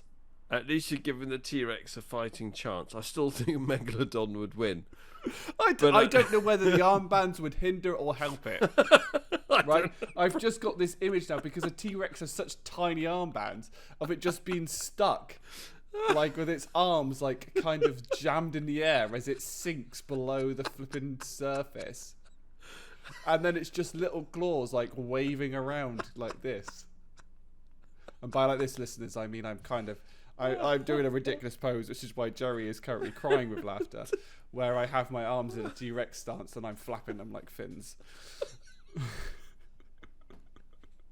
I quite like my visual comedy as well as my. That's excellent. I wish people could see that. Yeah. I am right. recording a video as well, so maybe on the outtakes I'll. Yeah. Apologies for that, listeners. I just dropped my mat stuck to the bottom of my bottle. Megalodon. But yes, the Megalodon every time. We'll Armbands or no armbands? You're right. Megalodon.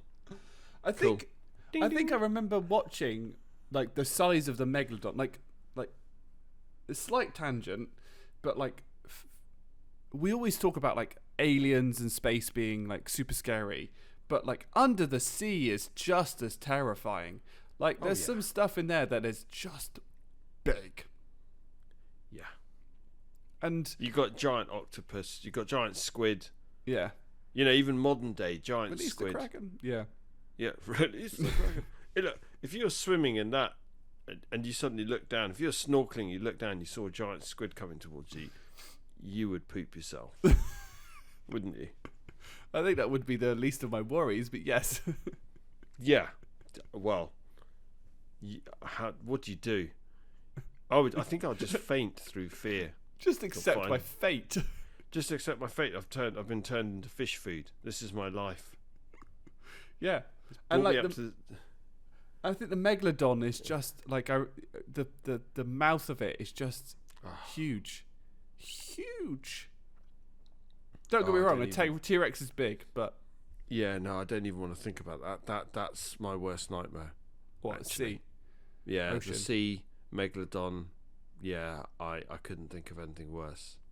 So I think one of the most places that I would find would be an absolute nightmare to go would be a submarine. Couldn't think of anything worse. Oh yeah, yeah. Well, we're gonna have to move on because that's yeah. I can't think about that. I have a fear of deep water and just ocean. And, yeah. Not a fun thing. Number 8, Battle of the Chefs. I like this one. We're talking proper battles here. I mean, who would beat Gordon Ramsay? Marco Pierre White. Oh, good point. Yeah, he would. Marco Pierre White's double hard. He would. That would be an even match. Wasn't he the one that taught Gordon Ramsay? He is. I think I know that as a fact. He is. Yeah. So you don't see it. I mean, I think it'd be close. But it would be close. I don't think it would be an apprentice overcomes the master type thing. Not necessarily, no. No, it could go either way. Yeah. I actually think Marco Pierre White would have it. I think he's got the experience. Yeah, experience. He'd fight dirty and he'd fight smart. Yeah. Yeah.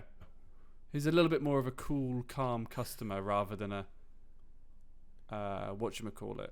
Like Gordon Ramsay's like always explode. I think he'd wear himself out. You're right. Yes, he would. Yeah. Marco Pierre White would go the distance. He'd pace it. Yeah. Can I also tell you my favourite Gordon Ramsay quote? Go on. I'm going to swear, so apologies, listeners.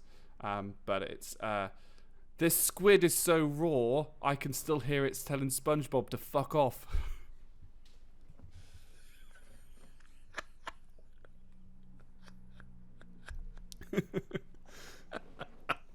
That is very Gordon Ramsay. Yeah.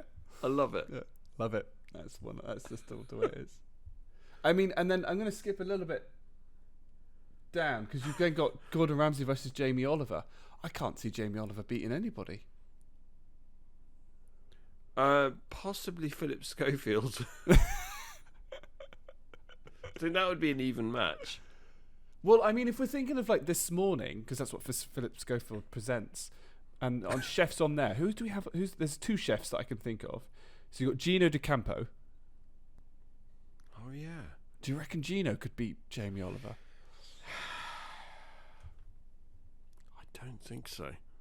That's close though. No, he's fiery Italian though. Yeah, he is a bit fiery and Italian, and he's a bit. And have you watched any of like the Gordon, Gino, and I can't think of the other chef that's with them, like go on tour and stuff like that? Some of the stuff that they got up to on there was pretty ridiculous. So I think at least Gino has some weathering, I think is the term. Some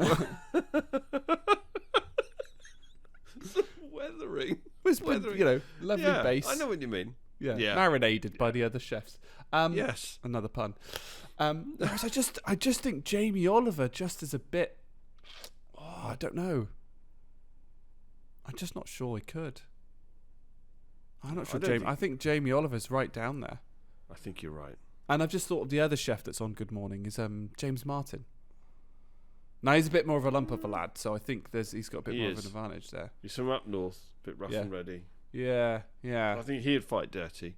Yeah. You think, let's get into a fist fight, and the first thing he'll do is nut you. Yeah. Right in the bridge of your nose. Ush. Have it. Have it. And then, are you saying northern? I don't know if they are northern. It just comes to mind. Would be the hairy bikers. Yeah, from Newcastle. Mm.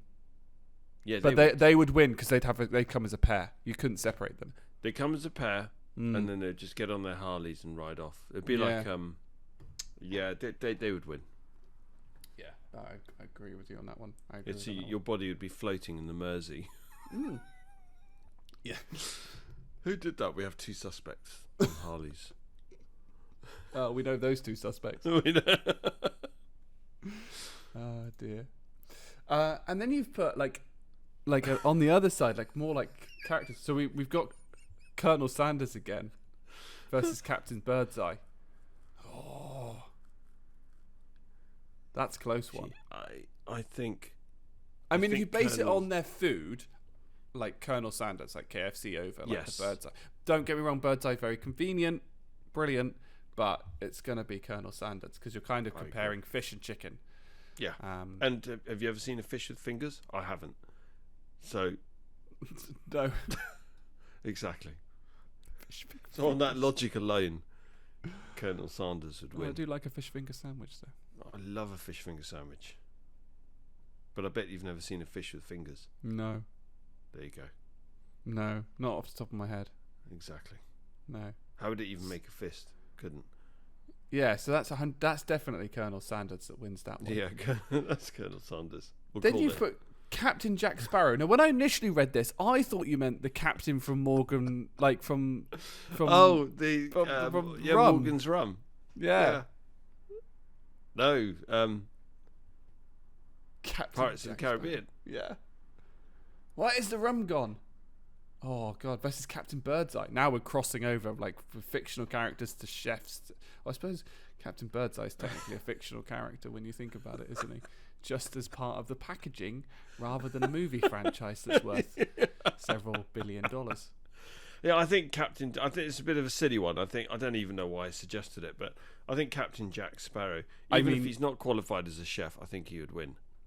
He's got a lot of flair. I mean, so on your point about it being quite random, I'm not sure which part of this is yet to be not random. I don't know. Yeah, I don't know how I'm going to title some of these clips. I don't either. I really don't. Good luck with that. Thank you. Thanks for that. I'm going to have a fun day tomorrow. But the other, but then in regard, I agree with you. I think Captain Jack obviously wins most of that. Yeah, doesn't he? Yeah. I watched Pirates. I watched Pirates of the Caribbean, the first one, a couple of weeks ago. Yeah. You will always remember this day as you almost caught Captain Jack, and off he goes. Why is the rum gone? Which I'm sure some of my friends will regale in the tale of when they stole all my rum because I was too drunk. But that's for another podcast. When we have them on as guests.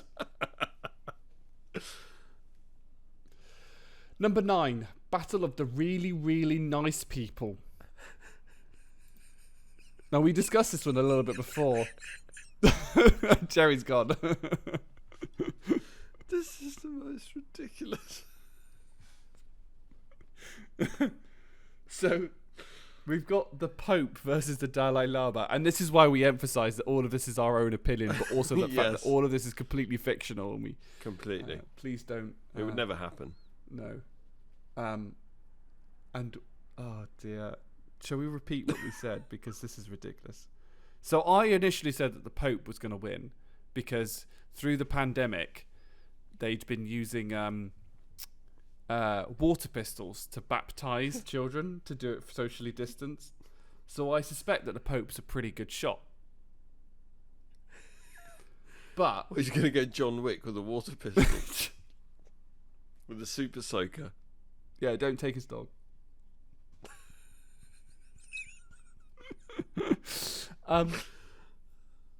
But then I thought Dalai Lama generally in flip-flops. And I don't know if you've ever had a flip-flop thrown at you and it's whacked you. Exactly. Never. It was quite common at taekwondo. You're not working hard enough, Mr. White. Flip flop come across the room. So you have to call this one, I think. You have to call this. Because you've been hit by... I've never been hit by a flip-flop. I mean, it's one of those things that it kind of feels like exactly how you imagine it to feel like to be hit by a flip-flop. Spongy? No, flip-flops aren't spongy. Have you ever been... It's like that thing where you know, like a towel. And you whip the towel. Yeah, it's a bit like that. That's going to hurt.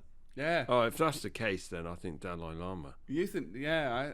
I originally, my original thought was going to be the Pope with, long distance. But then all the Pope has to do is lower his head, and then he's got that big hat to protect him. That's true. That's a really tough one. Oh, it's like Pope plus 10 armor because of plus 10 armor. That just reminds me of like I don't know. Your daughter might have shown you the TikTok. We were talking about TikTok off air before we started, and there's this girl and she's doing the Dora Explorer voice, which is like, "Hola," and then I don't remember the Spanish, but she goes, "That means can you make me a and just off camera, then someone lobs like this crust of bread at her, and when it hits her, it makes a proper like thunk, and. I play a lot of video games. So in like World of Warcraft, somebody's just written, well, that piece of bread had +7 attack. As this piece of bread just donks her in the head. If you ever get the opportunity, listeners, go and look that video up. It's on TikTok. You probably can find it by searching like Dora the Explorer Spanish bread girl getting hit by loaf of bread and it went viral, so she's making money from it, so she's now doing a load of other ones, and the latest one was her on a PC and somebody throws a flip-flop at her. Oh, it wasn't the Dalai Lama, was it? I don't know.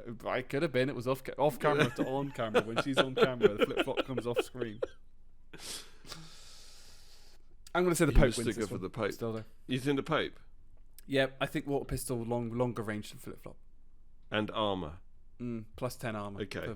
Plus 10 armor. Plus 10 armor. Okay. It'd be a paladin versus a monk, isn't it? Plus 10 armor for the paladin.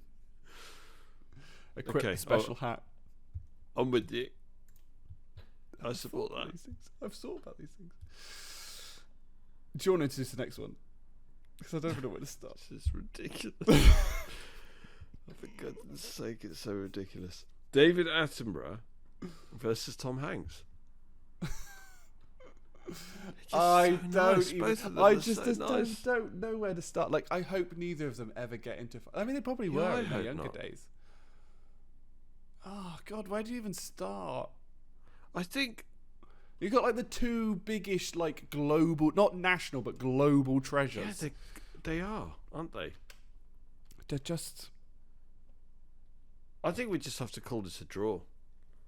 There wouldn't be a fight. Yeah, you're right. There wouldn't be a fight. They would end up having a nice cup of tea. They would end up in Betty's tea rooms in York, in Harrogate, and I think they would just have. I think they'd say, "Look, listen, old chap." I think David Attenborough would just say, "Listen, old chap. Yeah. We just need to. Why don't we go and have a cup of tea? Have some cream teas. Have some sandwiches. Oh, cream teas. Talk this out. Yeah. Let's settle our differences over a scone." Yeah, do you know what the problem is if they do their scones differently? I don't think it matters. I think they'll be very tolerant of each other's. I just can't see David Attenborough ever saying something bad, and I just can't see it with Tom Hanks. No, I just can't. Yeah, see exactly. It. You can't, can you? You can't even imagine like David Attenborough or Tom Hanks hurling abuse at one another, or one of them telling the other one to piss off, or it just wouldn't happen, would it? Oh, I think it's a draw. I think it's a draw because they wouldn't even get into a fight, and I think they would sort out their differences. They just humble everybody else that would be there as well. That's the thing. Yeah, Like they would be the overall winners of just everything. They would. You know, they'd just be like, sort out your differences. Oh, we should have left that one to last, shouldn't we? Really, You're right. But it's a shame Because the next one, I think for me is dead easy. Well, I think this is purely because you're a bit biased on this next one. So we've Possibly. got number 10, Battle of the Muppets, and that's not Muppets as in me and Jerry. Although we are a pair of Muppets. We are a pair of Muppets. We'd never battle there. No, we wouldn't. The one we've got written down is Pepe Le Prawn versus Kermit the Frog. Pepe all the way. He's got 4 arms. He's got 4 arms. Yeah. I don't know the size differences though. I don't think it matters. I think because, let's say if Pepe... Okay, imagine this. Kermit goes to throw a right hook. Pepe grabs his arm. Kermit goes to throw a left hook. Or goes to do a left uppercut. Pepe grabs that arm. He's still got 2 arms left. Which he can use to do a whole multitude of different things. Oh yeah, Smash you on the bridge of the nose, poke you in the eye, gouge your eyes out. Yeah. Put the palm of one hand up into your chin, into the base of your nose. There's so much that Pepe could do.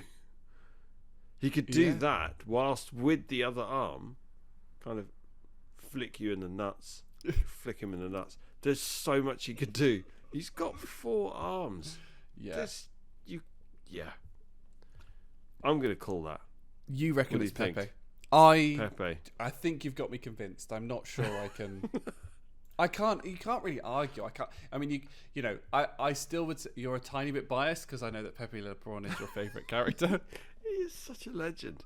But even if Kermit thought, I'm just going to go completely mad, like, when Kermit comes out and goes, yeah, at the beginning. By the way, like listeners, that. both me and Jerry both put our hands up when we did that. I still think, whilst Kermit's doing that, Pepe will just, with 4 fists, will just knock him out. Yeah. Don't get crazy on me. You keep us cool, you just knock him out. It doesn't matter how you slice it. It doesn't matter what scenarios you come up with. Pepe's got this. I'm calling it. Are there any other Muppets that you think could even stand a chance? Yeah. But then it'd be too boring. You can't have, for example, is it Fozzie Bear? Swedish chef. With his meat cleaver, right?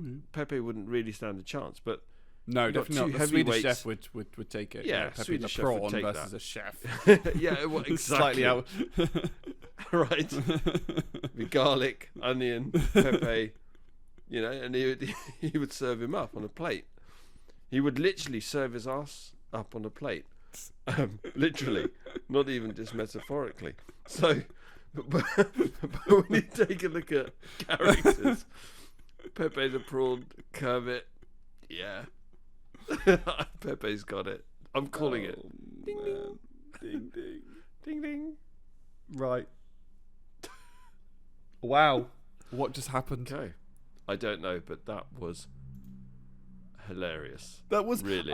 I don't know how it's going to come across in the podcast because I think myself and Jerry probably. I mean, we enjoyed it, so hopefully you got a little bit of joy of just us two asking about. This is the most selfish podcast we've ever done. Yeah, this is what the 4. It's all right. It's fine. We'll move on to like our.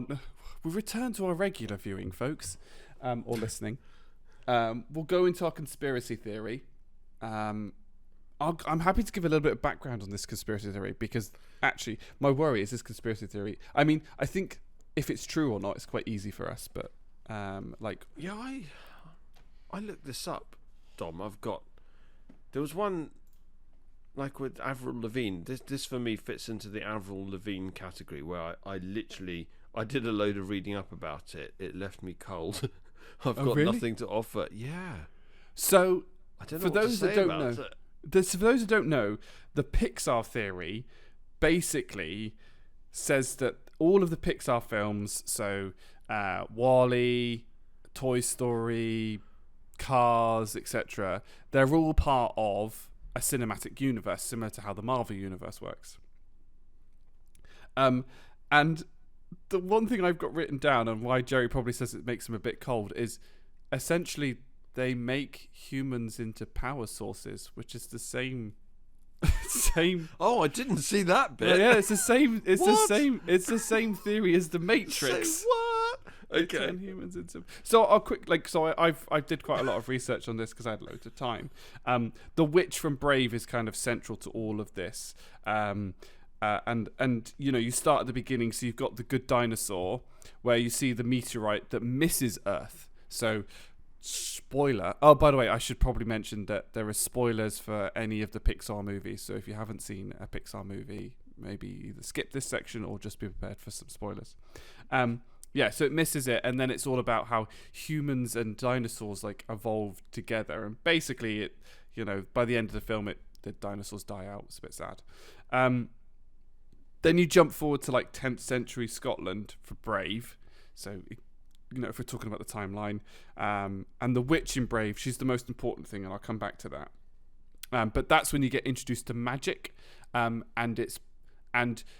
why animals have intelligence and are able to speak on human level is because in Brave, she changes her mother to a bear. So that's why animals suddenly have this intelligence, because eventually from one thing you get the idea.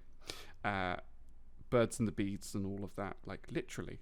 Then it goes to 1950s. So you've got The Incredibles, and you've got the Supers, that were actually, basically the theory is they're spies who were trained by the government to have powers, and then they're all ditched, so they all die out.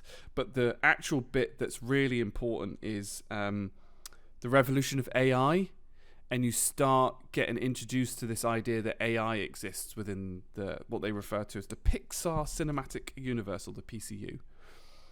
And that's where you first get introduced to By and Large, which is generally the connection to all of the films. And then you kind of go through Toy Story, and they have all their, toys are alive again, a little bit more AI. And it's kind of the first bit where you start seeing about the Matrix, kind of humans are actually an energy source. Because by the end of Toy Story, you then get... Oh, no, sorry, there's a little bit around... it kind of deviates a little bit and shows that animals, because they've come from the bear in Brave, Finding Nemo, Dory, Ratatouille, animals have a little bit more intelligence and are more human-level intelligence rather than just what they currently are. So then it goes to kind of you see... Monsters, Inc. is kind of the proof in the pudding that humans are... energy sources, because you've got the screams and the laughs.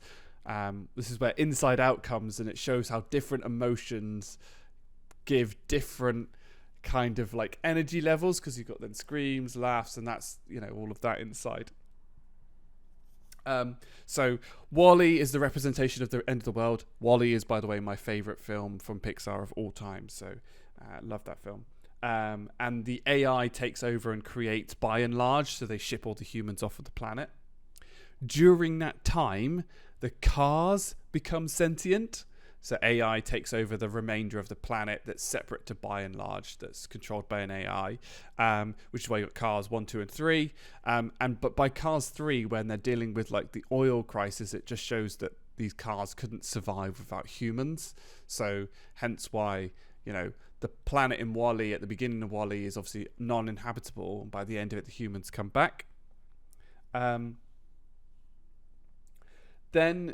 the animals that then seem to evolve and gain the most intelligence are the insects, which is why you have Bugs Life, where it shows how the bugs have managed to build all these cities and come together and are almost as good as humans are. And then here's the real humdinger, right? So Monsters, Inc. is the last film at the moment, kind of latest after this. So the bugs kind of take over, and kill off all the humans that arrived back from being by and large like AI thing. So they never recovered the planet, but the bugs took over and formed into monsters, and that's why you get Monsters University and Monsters Inc. right at the end. Now, they realize that they need to power. They realize they need to power everything, and humans are the best way to power it. So the doors in Monsters Inc. are actually time traveling back in time to go and pull the screams and the laughter out of the humans. So that's what the doors are for. And there's one anomaly, which is Boo. So Boo, the small child, obviously she escapes and she sees all the future, and then to the future because that's how the doors work, and then she goes back. And the proof in that is then Boo is the witch from Brave, who then goes back in time again to try and save everything. That's why she's the core to everything. The witch in time and Boo, the Monsters Inc. And the proof is that in Brave, bearing in mind that Brave technically came out after Monsters Inc., but it's set before it. She has a carving of Sully. She has a carving of pizza of a Planet Pizza like car, which is from Toy Story. And she uses similar technology in terms of the doors in Brave, so that she's able to travel to different things. So this whole like universe is centered around like this witch from Brave is actually Boo from Monsters Inc. And then everything else fits around it, kind of all on the same matrix theory that we have for everything else. That's in a nutshell. Like there's a whole website and there's a 13-minute video that's really good to watch. I've just blown Jerry's mind, I think. Good Lord. Yeah, everything you just said.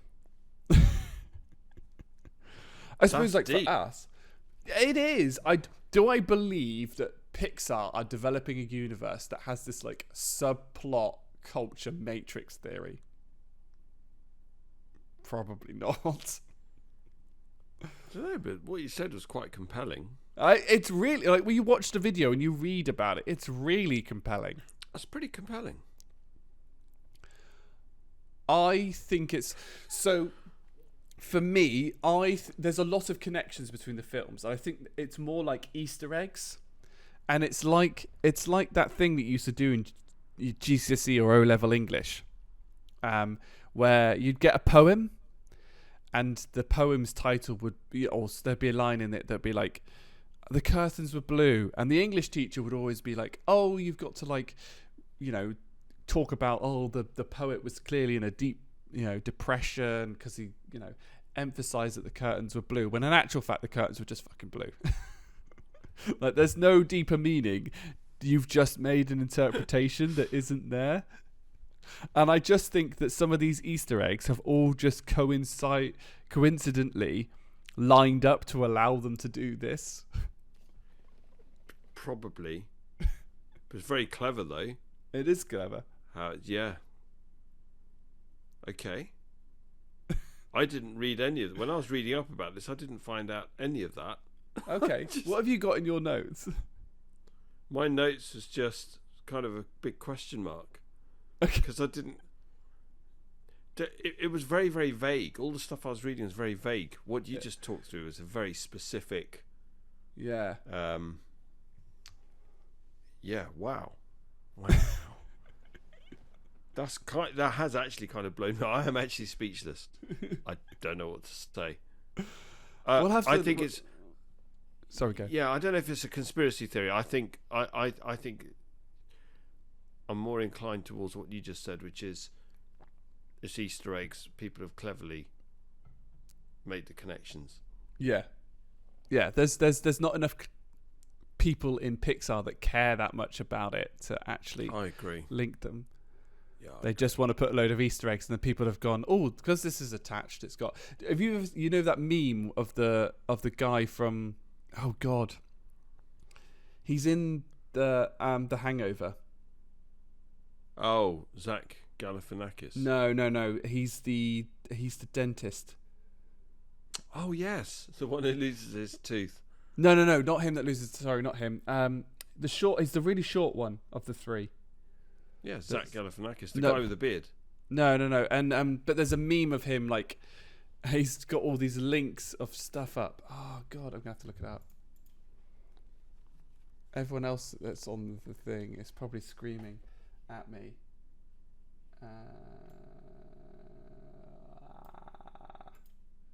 It's gonna annoy me. What if I type in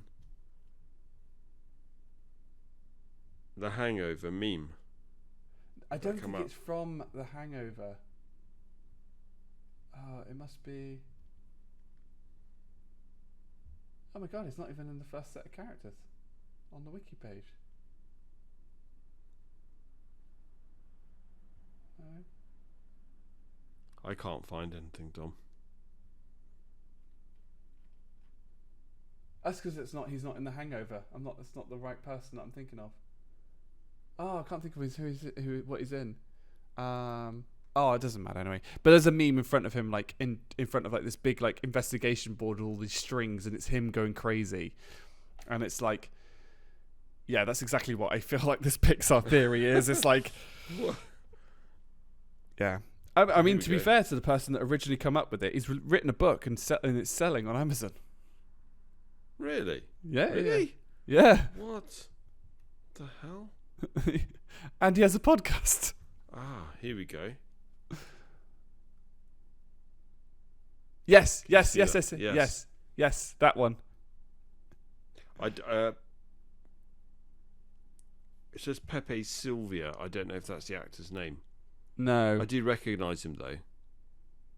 Oh God, what's he in? What did you search to find that? I just put meme investigation board. Oh God. It's Always Sunny in Philadelphia. That's it. Yeah, and the That's character's the one. name is Charlie. Yes. No, sorry, the character's name is. Yeah, it's Yeah, I Charlie. thought it was Charlie. Yeah. That kind of thing. it's visibly stressed about supposed conspiracy theory involving somebody called Pepper Silver, and I think, unfortunately, massive respect to the person that's come up with it. But I think it's it's so deep, and it just so matches like the Matrix theory. You know, that whole humans are just batteries, we're in a broken world type thing. That I just like, I'm not sure I can quite buy into it. No. I do need to speak to you before our next podcast because I've got a friend of mine who put forward a suggestion or something, so I won't give anything away. Oh yeah, And we he can't. mentioned about the conspiracy theory, and I thought, oh, that's interesting. Yeah, So we can always get. you just gone through. We can always have him as a guest. That would be good. I'll speak to him, see if Yeah. he's up for that. Yeah. Okay, so we're gonna poo-poo that one, I think. Well, in terms of, I think so. Yeah, I Yeah. think so. Yeah, it's it's blown your someone's mind. over- You weren't quite It expecting has. that one. No, I really wasn't.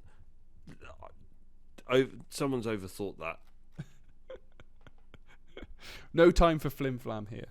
Flim flam. I love flim flam. It's the best. I love that expression. Right, final section then. Improving our health. Shall we talk about what we did last time? Go for it. So, meditation. How did you do, Jerry? Not very well. Yeah. So not very well in terms of I didn't do it regularly. Mm. So I didn't practice it properly. So I wasn't doing it regularly. Mm. But when I did it, it was great. It felt great. And I know how to meditate. Taught myself how to do it years ago. Okay. And then do breathing exercises in Aikido as well. So I did that as well. Key breathing. So it felt great. Do you want to go into a bit more something I on need to how do you more. taught yourself to meditate, what you kind of process with it? Because I think it's interesting to.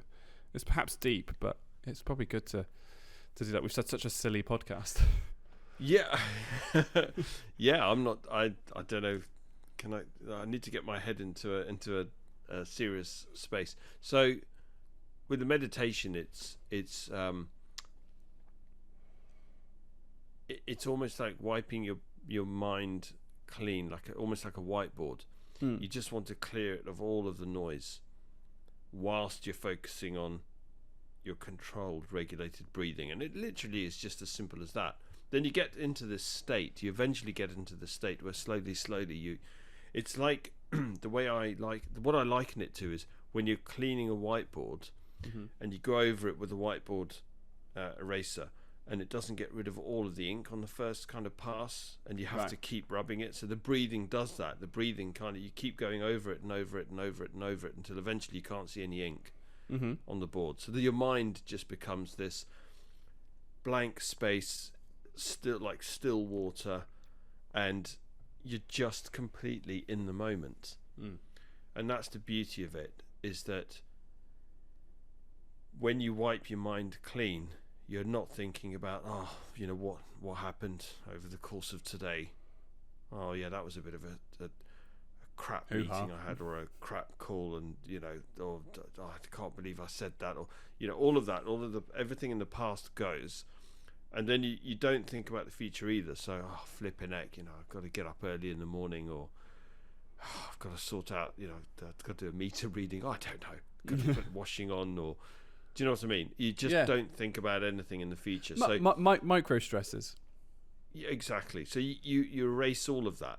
So all of a sudden what you're doing is you're taking your mind away from any focus on the future and any focus on the past, and then you're just focusing on the precise moment that you're in, which is your meditation.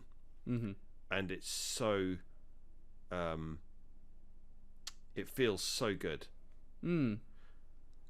Because I've never, so I think similar to you, this last meditation section, I really, the last week I've struggled, but I've been, unwell. So you get kind of stuck in your thoughts a little bit when you can't really do as much as you'd like. I've never managed to find that kind of flow state almost, because I find, because they sort of say try and watch your thoughts go by, almost observe them as a third party, your thoughts. Yeah. And I find it, I struggle with meditation from two perspectives. When I get to that relaxed state point, I fall asleep. Right, that's the first one. So if I do it first thing in the morning, you can't be too comfortable. Yeah, you can't be too comfortable when you do it. And then if I'm really uncomfortable. Yeah, so if I'm too comfortable, then I'm gone. It's like a light switch. I'm asleep. Some people hate that about me. The other bit, if I'm too uncomfortable, then I start. When they're like, "Oh, just check in," I'm like, "Yeah, but my bum's numb and my back's sore and I'm in an awkward position and I don't quite, I've not quite found the right balance between the two." And then, where they try and say you need to observe it from like a third person and be in the now, I get frustrated that I'm not in the now when I'm trying to think about the now, if that makes sense. I get frustrated that I can't meditate well, and I'm like, what is it? It's and then I go, why are you thinking about that, you idiot? And then you get into the spiraling loop out. Oh, that's dumb. No. So yeah, I know I've got a I think the term is I'm trying, and there's moments where I don't get into that.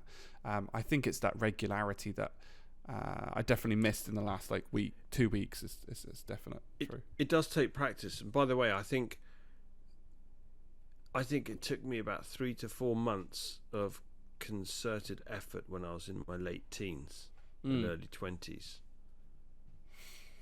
Each time I did it.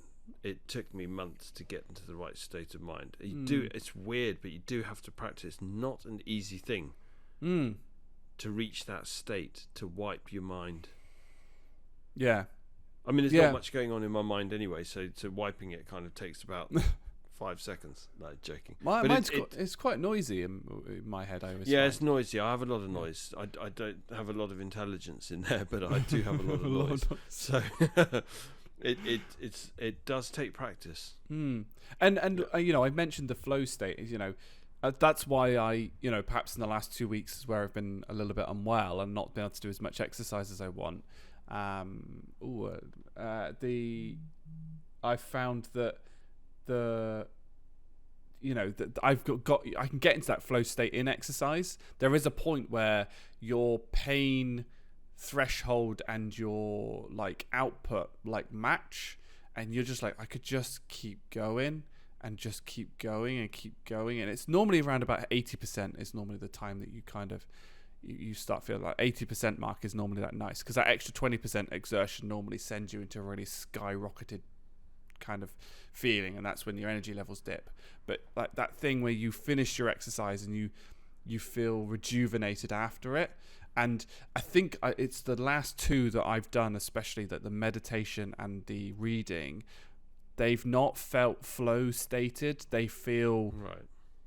I'm exerting energy to try and do them, so I come out of them, and like sometimes in meditation I'm trying so hard that I'm coming out like I'm hot, like, and sticky. Really? Like, wow. Yeah. I'm like, and it's an interesting thing. Like, I don't think it's a bad thing. I think it's part of that exploratory to try and get good at. But it's just an interesting kind of thing that I've noticed. Keep at it, Dom. Yeah. It's interesting. So, like I've sort of set myself. I've gone back and looked over what we've done and realised I've got into, like, especially the last 2 weeks, got into a few bad habits. Like I'm eating a bit of crap on my food, and you generally do. And I've just gone. I'm just going to do all. I'm going to restart all of these again. Like I'm going to do all of them. So I've picked up the book again. Like I've started reading. Like, I haven't set like 10 pages. I said I'll read a chapter, and then I'll read another chapter, and then just do a chapter each day. I'm trying to do the meditation, so sort of lunchtime. It tends to be lunchtime for work, because that's a good place, because actually sometimes you need some time to switch off. True. Especially with some of the people that we deal with. And then and I'm still doing the Sudokus in the evening as well. So I'm doing a Sudoku before I go to bed, and I still drink the water. But I think I've got to find the quote. But I think the quote from somebody who's actually coming, who's joining our podcast next month. She says, "Oh yeah, you need the water consistency of a jellyfish." So.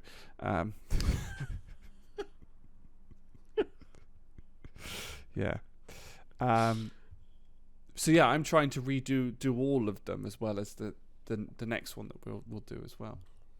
Oh, good. So I think in the next podcast I will update again but I'll update on all of them and what I'm doing and how far I've got. That'll be good. Yeah. Okay.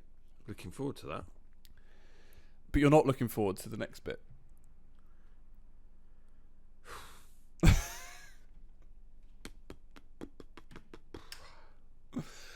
Question before we dive into who ends up walking the dogs most of the time? So you got two. Me. You. So you do probably a fair number of steps a day then with. Yeah, kind of. Yeah. Yeah. So this is. I do a lot at the weekends. Definitely. Yeah. I can imagine you go all over places. So I deliberately, this month was going to be about exercise. Now, we've done a few, especially the reading, I think was a little bit easier for Jerry than myself. This one, Jerry fully admits, I think is going to be easier for me than it is for Jerry. Oh God, yeah. You're going to fly through this. I mean, it's not even going to be any effort for you, for goodness sake. Yeah, so I've got another version of what I've written down. And I'll go into depth zero about to yours. Okay. To those ones, yes. To those ones, yes. Okay. So I've written down for Jerry 5 exercises, just 5, and a set of 10. So it's 10 wall press-ups, 10 wall pull-ups, 10 seated crunches, 10 lying leg presses, and 10 glute bridges. And what I'm going to do after this podcast is I'll send Jerry the book that's got them in, so you can see the progression. And I'll try my best to explain them on this. Normally I demonstrate them. That's how you teach. But this there. So I mean, wall press ups kind of hopefully mentioned themselves. So you want your feet, you want it so if you hold your hands out onto the wall, and you're probably at like a 5-degree angle. So when you and then you compress your arms, so you go towards the wall, and your nose should touch the wall, and then you push out. And to keep your elbows in as tight as possible. So you're effectively doing a press up, but kind of like with very little gravity. Yeah. Wall pull-ups. So you probably want to stand like in a door frame that you can grip like that. And then you just want your toes touching the door frame, and then you just kind of hang. Oh, I see. And then you pull. Yes. Got it. And then you pull. Got it, Dom. That was the one I really couldn't figure out. In fact, there were two I couldn't figure out. That was one of them. Okay, yeah. Seated crunches. So the best way to describe them is you sit on a chair, slide yourself to the front of the chair, so your bum's just hanging off, and then basically have your legs almost resting on the floor, and then pull your knees to your chest, and then push them out. So you're kind of bringing your legs at sort of like maybe a 45-degree angle, depending on how high your chair is, but making sure that you're using abdominal muscles. So this one, so you've got push on arms and pull on arms, and now you've got abs. Got it. Lying leg press. This is probably the most complicated to explain, but the motion is squatting, so as if you're doing a squat, but you're pushing the air upwards. So you want to do like a shoulder stand. So you're kind of, your back is like into the air. So you're standing, your head's here, head is on the floor. So you put your arms kind of just behind your back and hold yourself up. And then similar to the leg crunch, you just bring your legs towards your face this time, and then push your legs kind of directly up. Got it. Yeah. You'll be surprised at how much that works your quads. Like, even if I'm bearing in mind, my PB for squat is 120 kilos, and I squat, at the moment I'm sort of squatting 60 to 80 with bearing in mind my injury. But even I can, after sort of doing maybe sort of 20, I can certainly feel like just pushing your legs like dead straight in the air. That angle really works the quads. It's quite a good exercise. Okay. And then glute bridges. If you lie on the floor and get into a traditional kind of sit-up position, so your feet kind of at like in a pyramid, and you're back on the floor, and then instead of lifting your body up, you just lift your glutes upwards by squeezing your glutes. And that then you've got push with the legs, push with the glutes, but it's a bit more pull. And then you've got abs, push with the arms, pull with the arms. And these sets of exercises actually come from, it's called convict conditioning, because it's everything you can do in a prison effectively. Nice. And there's a whole, I'll send you the book, and it shows you the progression, the idea being that you get from wall push-ups to one-handed press-ups. You get from wall pull-ups to one-handed pull-ups. One-handed pull-ups? Really? Seated crunches to hanging leg raises with windscreen wipers. Lying leg press to single leg squats or pistol squats. Oh, that's and then I can't remember. Brutal. Glute bridges to full back bend. So that's all like kind bridge, of your isn't spine. Yeah, full bridge. Yeah, full back bend. Take it to the bridge. And this book explains how and the idea is you start off really simple, and you build volume until you get to I think they recommend 3 sets of 50 of wall press ups, and then you don't move to normal press ups. You move to press ups on a bench, so you're at 45 degrees, and you go back to 10, and then again you build it up to 3 sets of 50 at that level. So it's all about volumetric, consistent kind of build up. Got it. So, I'll send you the I'm up for book. the challenge. I'll send you the book. My recommendation Yes, is to kind of do. There is a 6th exercise, but they recommend you start the 6th exercise when you're at level 5 for the press up cycle, which is normal press ups, and it's doing handstands with the idea you can do one-handed push-up handstands, which is ridiculous. I've never been able to do a handstand. It's never been the thing, but I can't use this do in my training. handstands. Yeah, I can't do handstands at all. yeah. So Never, let alone one-handed yeah, push-up handstand. the strength requirement from like chest to shoulders is interesting. So recommendation for these, I've put like 10, 10, 10. I've started with 10, but you can read the book and you may be able to adjust if you're consistent.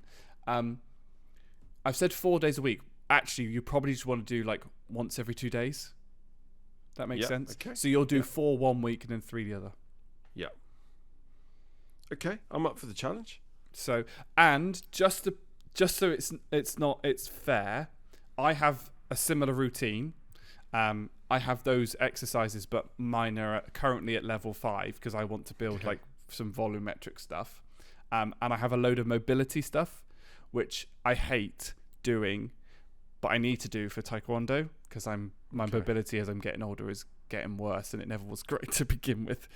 And I've made the promise that I will do the same as well on top of my normal training to make sure that I'm building volume as well. Okay. How are you feeling about it? Positive, actually. The way you've described it, I think it's a good entry into that regular prison exercise. Yeah. And I mean, you don't want to kind of like bang out 10 for each and then, do it in like 3 minutes. It's probably sort of a good maybe 10 minutes, but it's only 10 minutes. It's something, and it's probably not something that's going to make you super sweaty. So you could be like, right, I'll do the way I'm going to do it is I'm going to do the exercises and then I'm going to meditate for 10 minutes. And that's probably 20 minutes then. Yeah. Okay. Because I'm going to do these exercises, but I'll do them in a very controlled, measured way, so that you can really feel your muscles working and to get the most of it, rather than trying to get it over with. Yeah. And there'll be some days you'll be like, I'm just getting this over and done with. But at least if you've done them, it's that level of achievement. Okay. And then I might be able to beat Philip Schofield in a battle. Yes, you will be able to. And then I think when you finish, by the time we get to the next podcast, do you think you'd be up for fighting Charlie Dimmock? No. Too scary. Not even me. Fair enough. Have we reached the end? I think we have. Wow, what a podcast. I love that. Jerry, final thoughts. Don't panic buy. That's my message to everyone out there. There's enough bog roll and petrol, maybe not gas, but definitely petrol and toilet roll and food and general stuff that you need day to day. There's enough for everybody. Don't listen to the media. They're irresponsible little shits. And I'm sorry, but I don't care what anyone says. I'm holding on to that statement. Absolute. They've got a lot to answer for, the media. Oh, I can feel myself getting angry. Oh, tense. But don't panic buy. Look and think of it this way: if you don't panic buy, so don't be selfish. Don't panic buy, so that everybody has got access to what they need. So think of others. That's my message. I love it, Jerry. You always have a great final thoughts. Thank you. Thank you very much, listeners, to listening to us ramble on a little bit strange. It was a slightly different topic of conversation. Please do give us feedback on whether you liked it more or less than the other ones, and we'll balance it out as we go. Depending on the success of this, we may either do another podcast like it, or we may just add these to our poignant question section. We definitely had a lot of fun planning this, and I've laughed a lot over the last 2 hours and 20 minutes. Thank you ever so much for listening. We really do appreciate it. Stay safe, everybody, and take care of yourselves. Yes, thank you for all your support, everybody. Be safe. Peace.